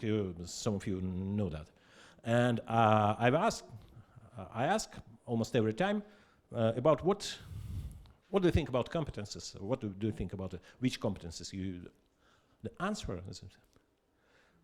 So it's very complicated. It's better not to start this conversation and so on. So this is reality. So and we have to live within. So I'd like the world where every faculty, understand this set of competences, learning outcomes, and all things, but it's a possible world, or maybe impossible. Sorry for monopolizing, answering, but. Okay, probably I'm the person that really didn't get your thesis. But so the idea is what? You delete this competence language from the whole building of learning process. And what's the substitute? The language of regulations or what? Or there is no substitute. Then don't you think that there's going to be a terrible mess? Or this mess is a creative atmosphere or environment? So please clarify. We just say that we need this language in very visible. It's interesting also only for regulations, but no students, no professor, they are not interested in it in the writing form. And we are talking about the language of experience and language of different pleasures, the language of different educational, not educational outcomes and ways of living your life in university. But okay, maybe somewhere this competence will be written for some regulatory organization, but not for us. So it's. Oh. So competences is good. If you would like to sell your program, for example, it's point one, yeah? Because, it's a competence. You will give me something new. It's okay. Then you can use competences in order to manage your program, yeah? Administrative stuff is still here. You need to deal with organizational thing, yeah? It's okay. But let's imagine that I'm a student inside the situation. Let's look inside the situation, yeah? I prefer honest agreement between me and the teacher. What he can give to me and what I can take. And I would like to understand actually what is this agreement about, but not to read some ideas about competences or any other terms. So your key argument is that nobody understands competence language, no students and faculty, so this is your argument, yeah? But maybe we should improve the understanding, and that is the key?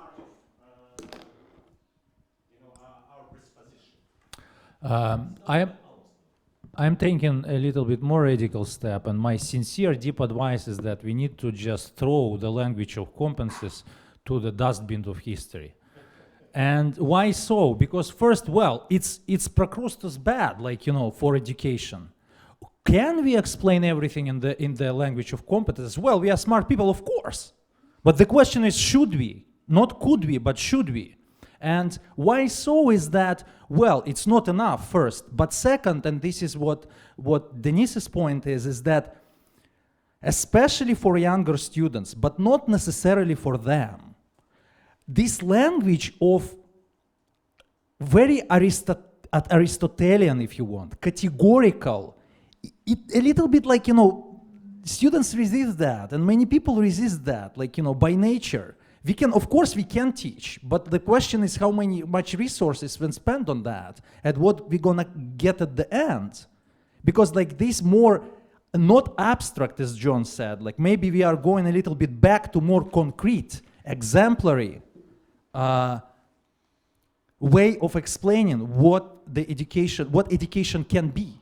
And then we leave a little bit of room for the students to interpret how they should develop. So, for example, as a student, if I want to major in journalism, I have no idea and no interest to know that I will receive the competences of critical thinking or something. My question is, will I have a chance to be hired to good place, good newspaper, or so on? And that's all about this. I'd like to throw you a bone here based on your idea of formation. So when you asked about the experiences, learning experiences we've had, I recalled one of the most powerful and intense learning experiences I had maybe a month or a month and a half ago in Berlin, where I was present at a theater improvisation course by Keith Johnstone. So what he did in the beginning, he said, I don't want to teach you tricks. I want to change the way you function. And the interesting thing is that he did, because now when I observe the way I think about the world and the way I behave, I see the difference. And if you cut it down to smaller pieces, I remember one day, it was the third day of the workshop, and the workshop lasted for 8 days, so plenty of time. And I was walking along the street in Berlin, and I was looking at buildings, and I realized that I noticed different things. So sometimes it's not really about competences, it's actually about truly, literally changing the way a person, what did you say about life, functions in their environment. So, Andrew, could you be so kind as to explain the experience that Dara described in the language of competences? I was away for the most part of the discussion, so I'm afraid I cannot. But I'm sure I will be able by tonight. Okay, so Okay, so I have a question for Mathieu and his radicalism. So I'll give you an example of some of the most famous painters like Salvador Dali or Picasso. What they were famous for is they first mastered all the previous techniques, so to say, and styles, and then they mixed them, and finally they kind of made a satire out of them. But the first thing they had to do was, mix the previous style, learn the competence of the previously established kind of genres and cultures, so to speak. So what we have at SAS frequently, especially in our first course where we talk about freedom, liberty, and so on, we have students coming in who can't, write one paragraph in English, and they come with this mindset that they want to, destroy the system, rage against the machine, question all authority, question all acquired competences. So aren't you afraid that with this kind of approach, you will just generate a lot of, rebellious students who engage in activism and other things, and they will not be even able to have a conversation, and they will not be able really to challenge the authority because they will just, all they will have is this kind of mental attitude without the tools to actually, as Lenin said, you have to fight with the enemy with his own weapons, or you have to get to know him first very well, right? So don't we need to give them the competences first so then they can kind of play with them and maybe blur the boundaries and try to do something more out of the box? Yeah, so basically, so first of all, I would like to have actually the previous image, is that so the infrastructure which is provided here includes the classics, includes the tradition, and there is a support system. There are some checkpoints for students they need to pass through. And of course, and maybe here we have this next slide, the formation trajectories, this navigation. So of course you need the navigation system within this context, with these environmental conditions. Going back directly to the exemplars to examples you gave, I think that these experiences are pretty individual. And so you need to provide for people both freedom and some guidance, and need to provide the infrastructure. It needs to be something, of course, and including guidance both in the sense of advice, but also in the sense of some benchmarks, let's say. So I don't think that it's contradictory. And we do not need, competences to read Republic with students or something else. So we just need to some experience as a teachers and some sharing understanding of the world. So it's not your question. I like your question, but it's rather support our point of view. Okay, maybe you should take into account all the comments and questions and. Sorry. Oh, I actually didn't have a question. I was going to take on the competencies, the description of Daria's experience with Keith Johnston's improvisation. And I would say you could use the language of competencies to describe the habits of pedagogy that the instructor did.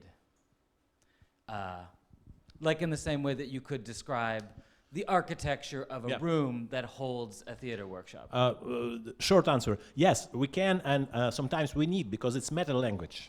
It's meta language, but not basic language of education. So, thank you for that. More to your. I heard an interesting story. This, what is this, Marxist scholar, Frederick Jameson.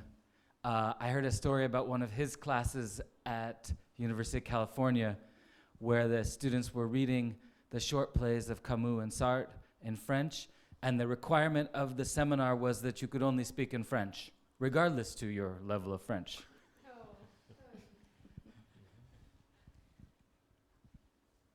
Okay, thank you very much. Just don't open the list For the next. for voting. Yeah, the list for voting. Yeah. For that particular More formalized competence language advice. Okay, so group number 3, right? Mhm.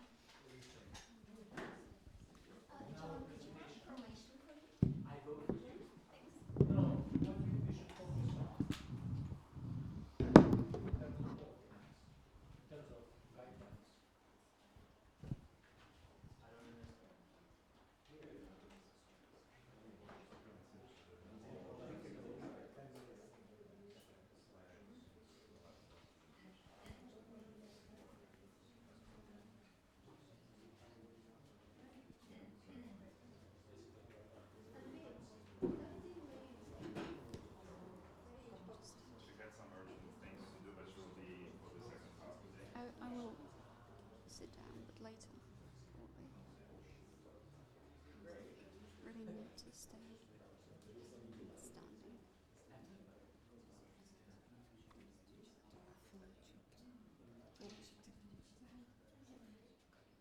On? Is it? Yes. Mhm.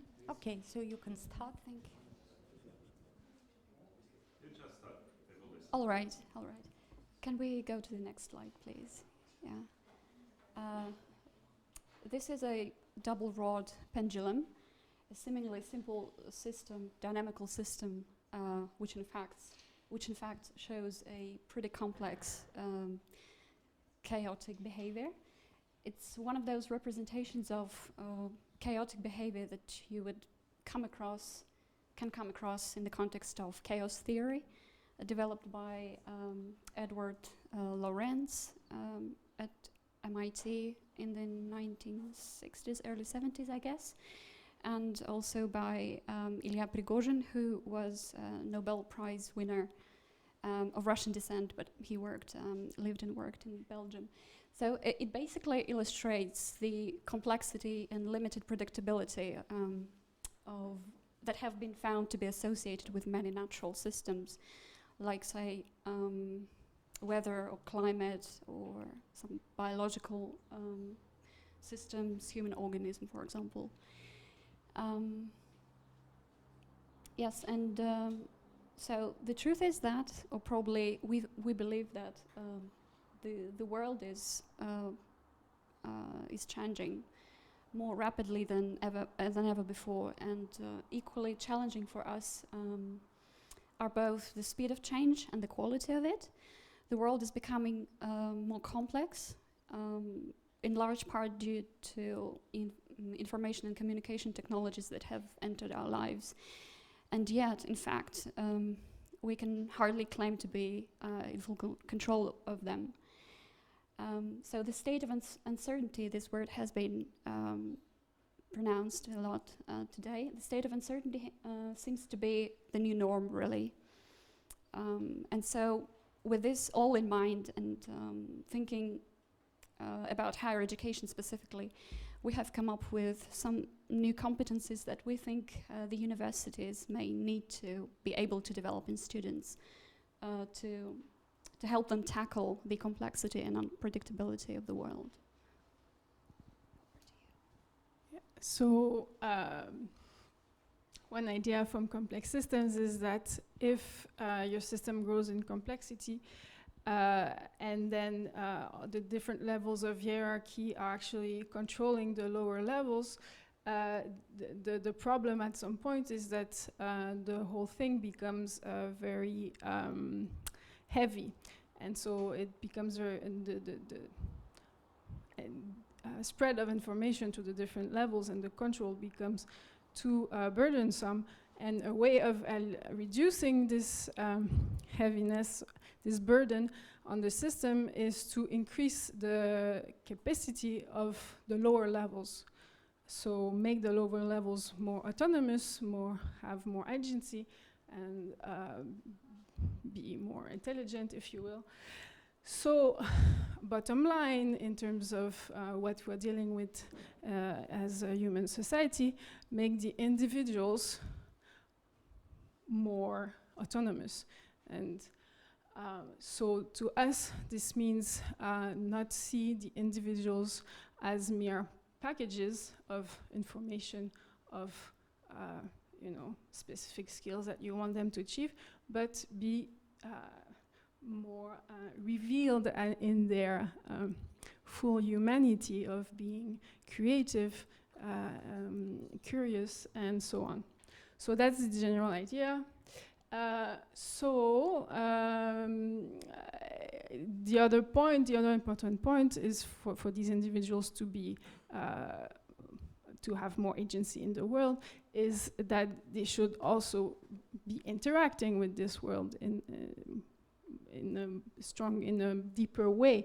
So the universities should train individuals to be able to interact with the world, but also in light of what's going on in the world. So to fit rapidly changing conditions, and to be able to address the problems associated with these rapidly changing conditions. So with that being said, we are going to talk about new competencies, but also new knowledge that we think need to be taught, under the idea that competencies sometimes can be changed by changing the combination of skills and knowledge that you have. So just to illustrate the general idea, the university is somewhere behind individuals and the world, and the universities need to pay attention more on what's going on in the world, to make the individuals then better fit with the world.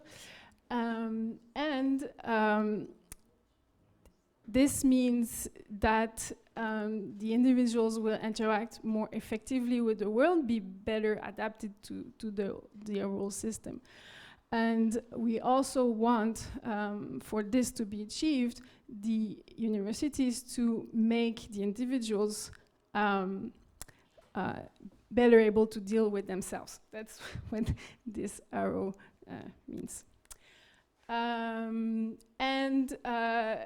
Making the individuals have greater agency to interact with the world, but also for that to be achieved, we need also the universities to have greater agency. They shouldn't be puppets of some higher level instances. They should themselves be able to think about this relationship between individuals and the system and the world. So the actual competencies, do you want to? Thanks. And so we've made, to make a step further, we tried to combine all the competences, and we divided them in two groups. One is competences for personality, and we called it self-self. And you can read together with me. What does it mean? It means awareness, external world and internal world. Internal world means self-identification, self-reflection, The second thing is thinking, and before we spoke a lot about critical thinking, and we thought that it is important also to learn positive thinking, and clear as well, to formulate your thoughts clear. And the third thing is mind state. And here we thought about creativity, curiosity, flexibility, and work and learn in the situation of multitasking. And then meta thinking, it is the way to wisdom and a way to formulate purposes, and last but not at least, self-care. And another group of competences is, we call it self to others, which means the relationship to the other people, to the world as a whole. And so it could be interpersonal relationship, teamwork and collaboration, to teach how to deal with this collaboration. What does it mean? What should we do in the group? Not only within the small group, but also in the big group. Networking and intercultural communication. And I have to say that I'm very thankful to the previous group for their question. Because the question about your experience, learning experience, for me there was a very funny situation many years ago. We had to study project management. There were two groups, one from Russia, another from Romania. We studied in Holland. We had German professor as a leader. And we were two co-teamers, one from Russia, that was me, another from Romania. And we both we had completely different understanding what does it mean project management. Romanians didn't speak Russian at all. Russian, of course, didn't speak Romanian, German. And in Holland, it was very difficult to find interpreter, especially difficult to find a Romanian-Russian interpreter. And so that was completely chaos at first, but it was very good lesson for all of us. And I'm absolutely sure that if people from that group be today here, they would immediately remind this situation, because what did we started with? We start singing. We start singing what songs we could sing with different language. We started singing Beatles because both Romanian and we could at least. So to deal with intercultural group within intercultural group, it is also good experience and a good subject for learning.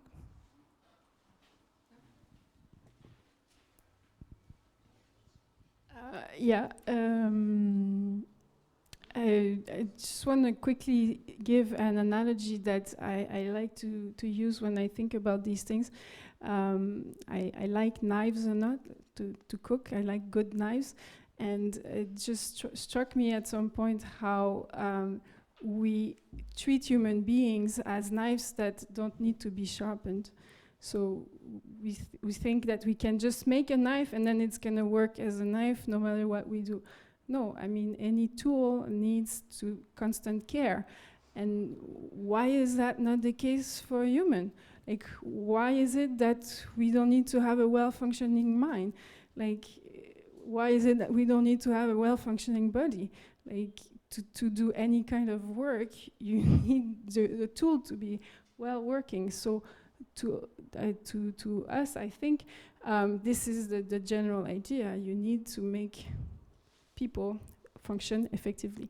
So new competencies, and we mentioned knowledge, we just started to come up with a few ideas of actual knowledge that can be used to help people develop these competencies. So knowledge that we have gained in psychology help us understand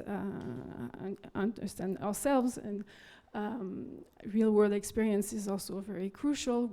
Universities can encourage students to acquire that either as a requirement prior or during their curriculum, and also practical knowledge from professional competence. Within all this, also universities should work on their own teaching methods in order to achieve these things, obviously. And finally, the conclusion. You want to conclude? Yeah, we try to discuss what will be the future competencies which are able to students maybe to take their good position in the labor market and also to be successful in the society. And we decided that it will be more human skills than, for example, any algorithm and some technical skills. And it was our first conclusion. And the second one, we decided that human dimension is complete human beings. And I think that we just started to think about a new set of competencies. It's a huge topic for discussion, and we try to find out some ways of discussion and how it could be developed in the future. Because in Russia we have now a curriculum when we have 3 types, not 4 types of competencies. It's general cultural competencies, it's general professional and professional. And each university can find out some new competencies, which call this universities, special competencies. And I think to be successful on the educational market, each university could to study, to analyze their customers, students which come to get education, and try to determine the most important competencies and in advance which market will demand these competencies in the nearest future. And which university could do this will be successful. If not, you will lose your customers, your students. Yeah. Just, as a way of stressing some things to take away maybe from this presentation, but it may be just, not everything. It's difficult to cover everything within this topic, but within 10 minutes. But the thing is that we think that, and we wanted to stress the human dimension of education, because the world is so, it's getting wilder and wilder. It's hard to really rely on something. It's hard to navigate it, and it's hard to, just to orient yourself. And I don't think it can be taught really, but you can try to make students be exposed to this, experience this world. But I don't believe it can be done within a classroom. So you really have to provide some real kind of experience outside the university. And the guys from the previous group, they started thinking about this, just how to create this environment that would incorporate different elements that are important. Because how can you, teach, compassion, or through literature? Yes, you can. Yes, maybe, yeah. But I mean, go and work with disabled people or at hospice. Just, you know, experience the world as it is. And it's a great learning experience in itself. And maybe I don't think that maybe I want to underestimate the young people, but without any experience in life, it's very hard to appreciate some things and some ideas, even to grasp them. But I mean, at a later stage in life, it's becoming more and more possible. So, yeah, so a lot of things are involved. But we wanted to stress the human dimension and the exposure to real life experiences. How to incorporate this within an educational program? That's a question. But the university is a great organization that has resources, it has infrastructure, so something can be done, but not all. And this is a question to think about for all of us still. We don't have any solutions just yet. Okay. So are you ready for questions, comments? Mm-hmm. Yeah, I want to ask the first question because I want to recruit your team to come to the side of light. Before these people will tell you that, well, it's all about negative capability, so you should really join them. So can you please open that slide with a lot of... yeah, this one. So I think we're just losing track a little bit of what we mean. So I'm asking you to tell us, I hope you will be able to do that, how, let's say, such meta-thinking skill as wisdom can be described as a competence. And if we understand competence, let's just put for the sake of clarity, right? Competence is, we define it as knowledge plus ability, skill, and reflection. And the reflection is when you are able to look at your skill and apply it in a different context, right? So, can you actually say that wisdom is this? Because otherwise you will have to go to the other teams, right? And not to our camp. Why not? Why not? The way I see it, so I don't know how you see it because I'm so used to my own way of seeing it. But I think I think that commonly in the West we associate ourselves with our thought, right? But there is actually this other dimension of yourself which is actually able to see the thoughts, and this is what you learn in meditation. And this is the purpose of meditation, to train yourself to be in that space of yourself where you can watch your thoughts, watch the world, watch everything, and it's not about words. It's just this space where you can just observe everything. And I'm losing my train. And so yeah, so you can learn to do this by from knowledge, like understanding better theoretically how your mind works, and then you can practice this through the practice of meditation, and which you can do just by sitting, but you can also do in your daily life, and it's a skill that you develop, and it's a competence. It allows you to use your mind more effectively. So I'm good with your slide, except for the word "new." What's new about? They are not new competences. Basically, look, every single one of these competencies. They're new in the sense, just new, not absolutely new. New in the sense that new for the universities to care about. I mean, Socrates knew every single one of these competencies. Every single one. We They're agree. all in Plato. We agree completely. We agree. So fine. So universities have always done these. Sometimes universities have forgotten them. Maybe. You say universities have always done this? Sure. Good universities I don't know which university you went to, but I definitely went to good not universities, mine. and the ones I run are also good. They taught you meditation? Meditation? I don't see the word meditation here. Where's meditation? Well, how did you develop your wisdom? No, if you think meditation is a competence, you need to put it on the board. No. Where is it? It's a skill that you. Whoa. You can't suddenly introduce a whole new concept and all. If you think, look, I could tell you. No, they didn't mention it. No, not on their slide. So I mean, look, I could say your competency is slow down and pay attention, right? That could cover all of these things.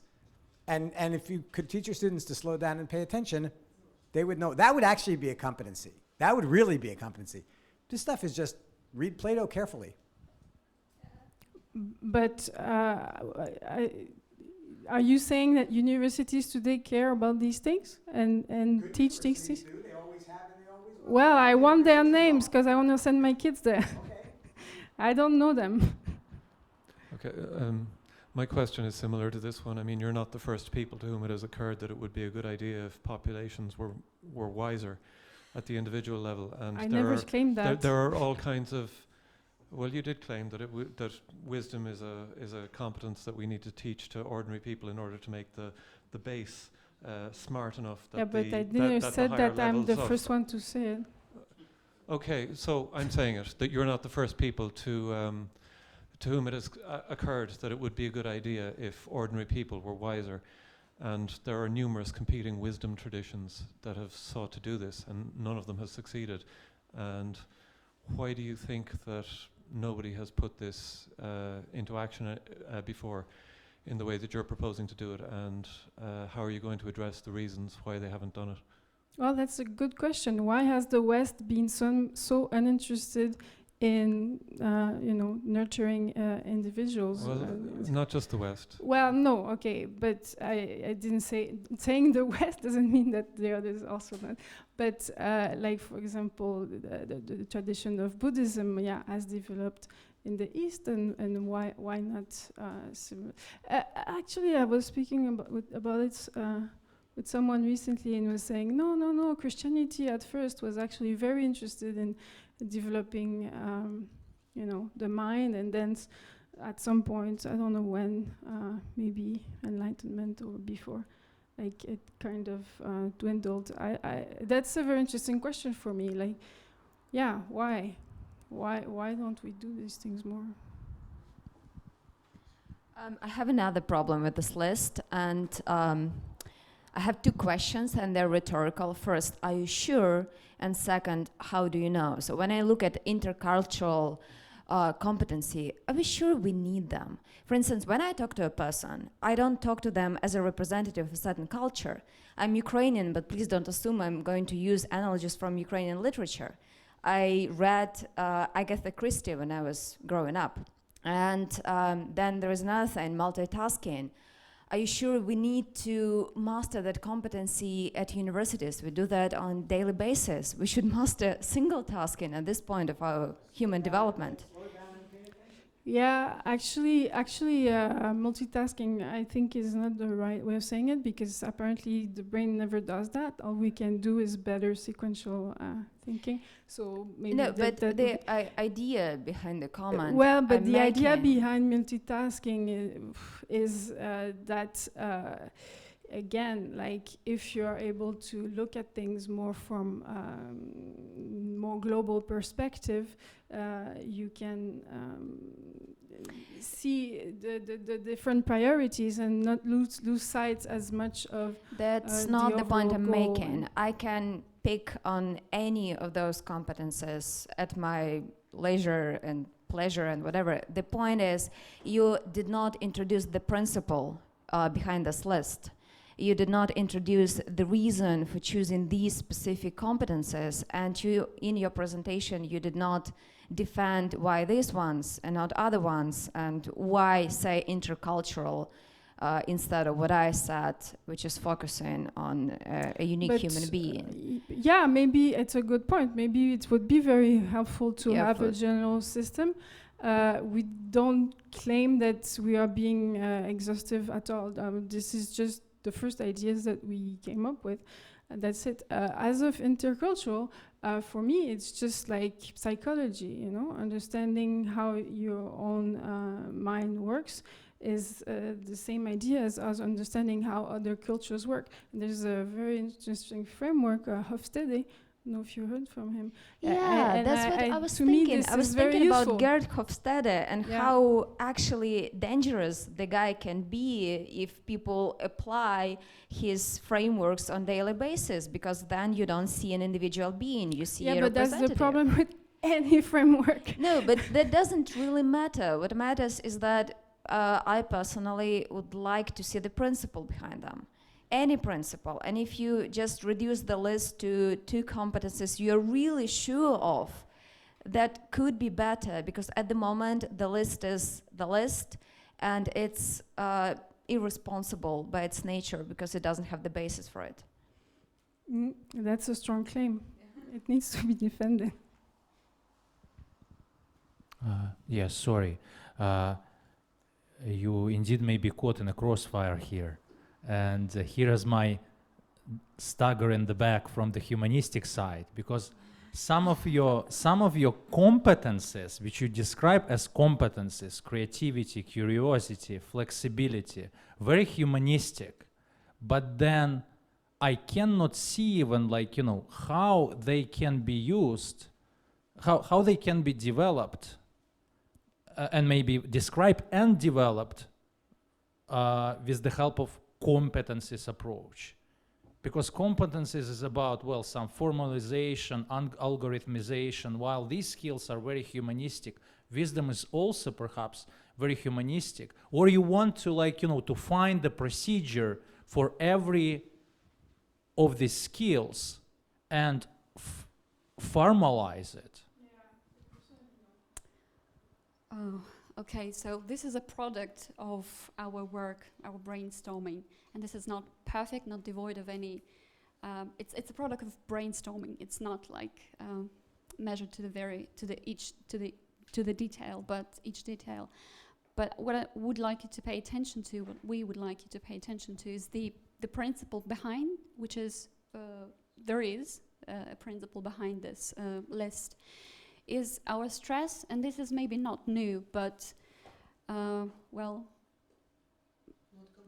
not completely new, but I challenge you to come up with any idea that's completely new. I mean, everything. We've been here for around how many thousands of years, or millions of years, but anyway.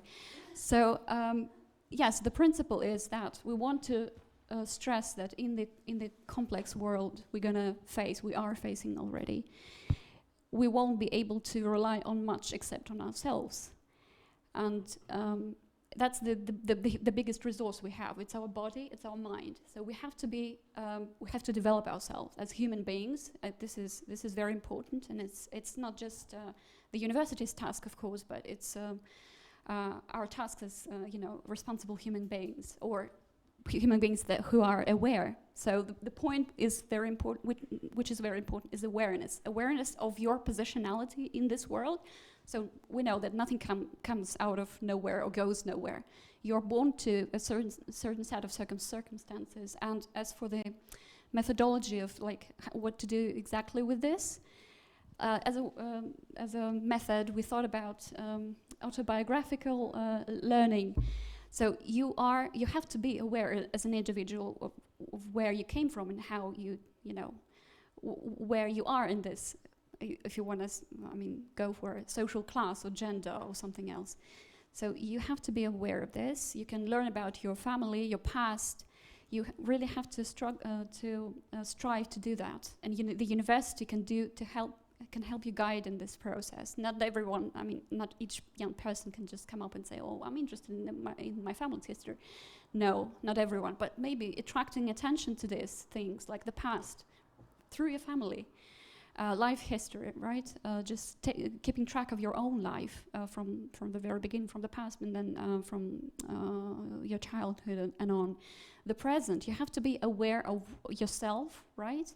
Who you are now, what you want to do, what you can do, what you're allowed to do in the system, because there are very serious limitations on what you can actually do. We can think about inequality, there are universities, great universities, but how do you get there actually?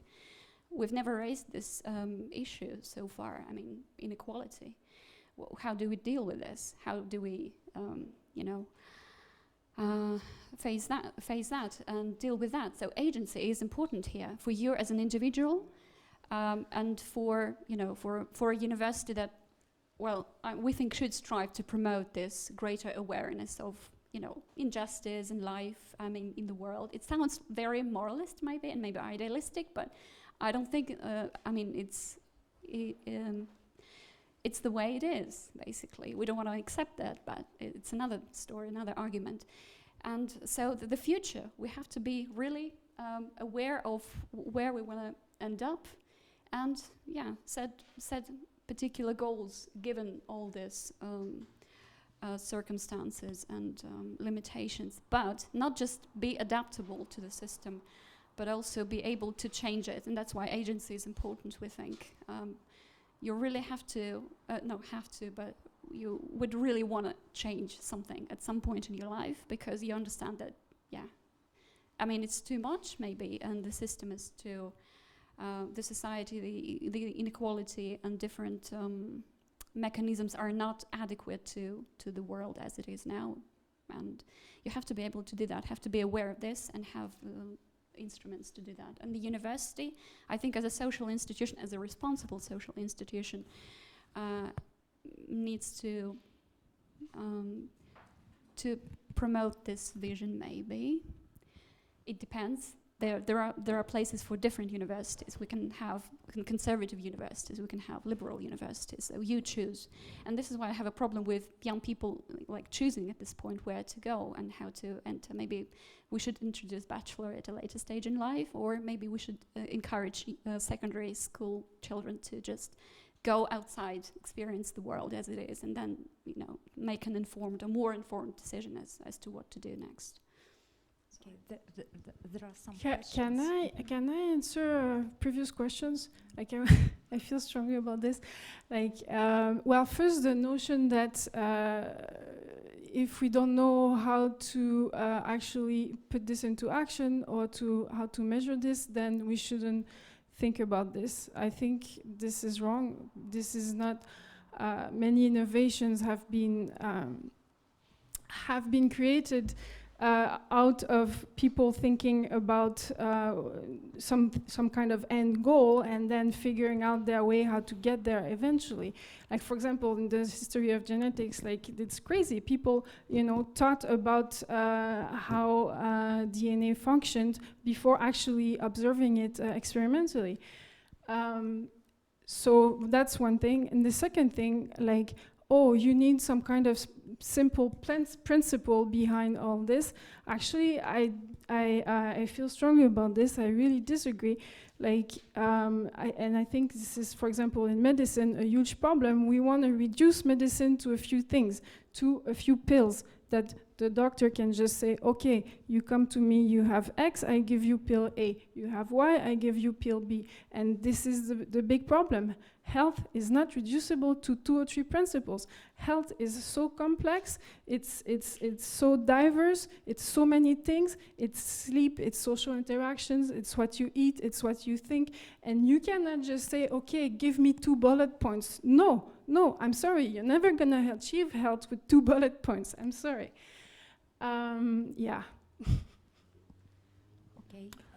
So basically, I think the question remains that, like, what is your methodology? This is exactly what mostly we are discussing. That's discussing here. The essence. Because mostly what we are talking about, perhaps much of people who are here agree that this is important. Like, and sometimes you even say, well, we are for all good, like even expanding. But the question is about methodology, or maybe your argument, because sometimes it also appears, is that people don't understand at all that this is important. And then perhaps the role as universities, beyond competences, is teach ideology and this understanding. And do it, well, either according to the competency approach in language or not necessarily. So you need to define a little bit more, I think, what are you attacking? Because some of the paper of tigers you're sort of building in front of you are sort of paper tigers. My taste of it is. I agree with the statement you made that not all people are very aware of even themselves, who they are. They don't really know what their strong features are or what their weaknesses are. And this is a technique. I mean, I don't know. You can call it a psychotherapy or something, but you can teach this not all of them are aware. This is important to be aware. So that's why awareness is there, self-awareness, but also, responsible awareness of other people, awareness of other people, responsible behavior towards other people. An ecological imprint that you leave, we all do. So maybe we should think about it. Not everyone thinks about it. We can teach that. We can point, just draw attention to these points. How to do that? That's a very difficult question. It's difficult to formalize or operationalize these things, and just to come up with an algorithm how to get there. But there are activities that promote this kind of thinking and this kind of behavior. We should teach behavior maybe, but it shouldn't be mechanical. It should, awareness is very important. One of the ways to actually do something practically is to, send students to do some social work.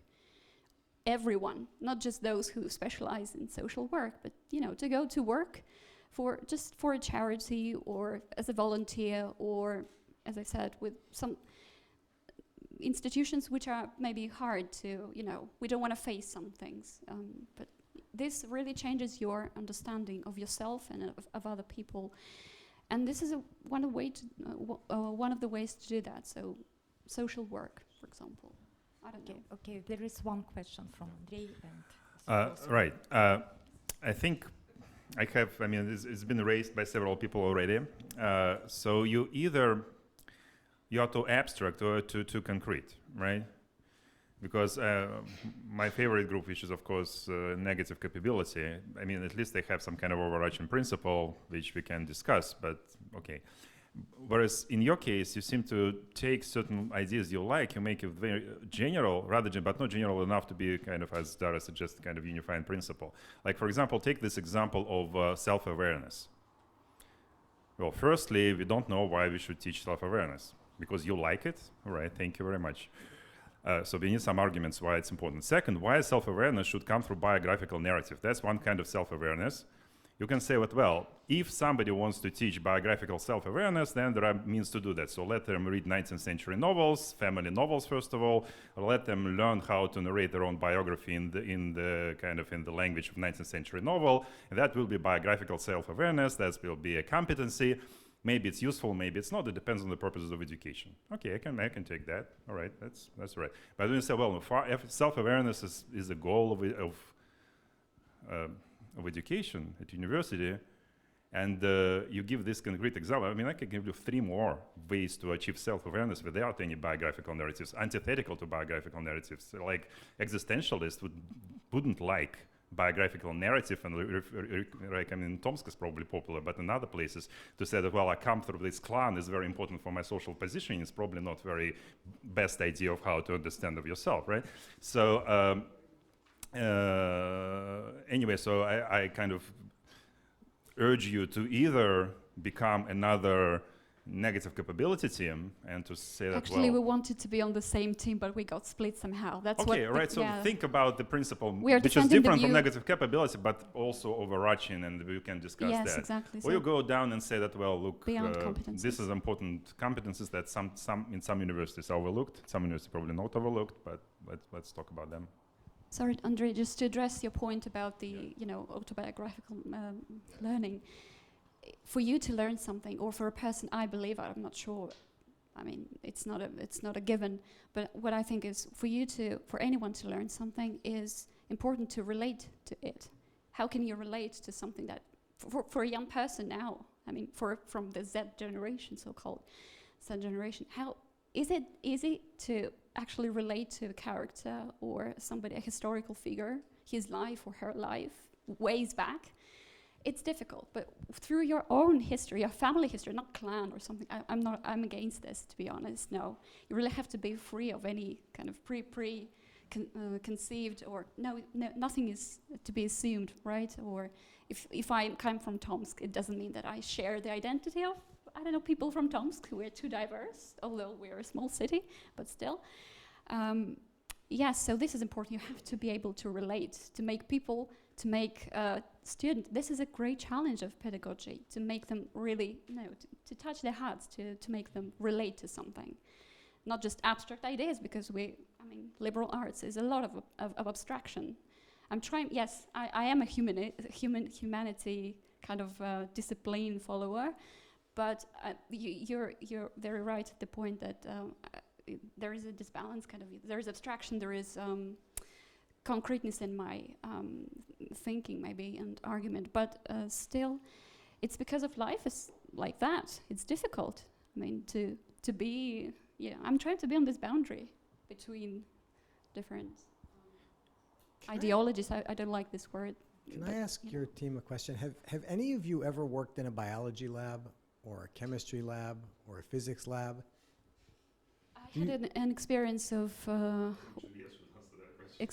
Well, because I, having observed, I'm not a biologist or a chemist or physicist, but having observed, I had the opportunity to observe quite a lot. I have for many years. Okay, so you think that the way biologists work to achieve most of these competencies includes what you guys are all talking about here? I don't think so. Are you claiming that biologists are trying to achieve these competencies? I think many biologists are trying to. You seem to think that no one is attempting to achieve this stuff. Maybe you've only been at terrible universities, but at universities that I've been at, yes, I saw lots of biologists trying to achieve most of these competencies, but not through the methods that you're talking about. They were all trying to be creative, curious, flexible. They were trying to relate the external and internal world. They were doing all these things, but they weren't doing it in any of the ways you're talking about. And I just think you have a very limited concept, or you're proposing a very limited set of ideas about how this could be achieved if you want to achieve it. I mean, the argument that the university as a whole should be trying to achieve it, I can easily live with that argument. But then within the university, there certainly are multiple ways that you could achieve most of these things that have nothing to do with some of the things that you people seem to be talking about. So I'm just a little confused as to why you think there's only, you need to start with psychology. Maybe you need to end with psychology. Maybe you need to start with something completely different.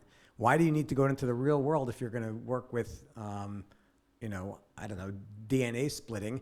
If you're going to start with that, maybe eventually you need to have some course on ethics, I suppose. Yes, you certainly do. But I'm not sure that's where you start. That's maybe where you end, once you realize what you can do, the horrible power you've created for yourself.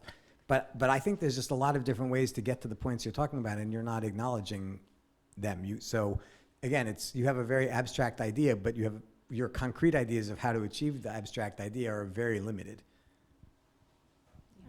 I find this.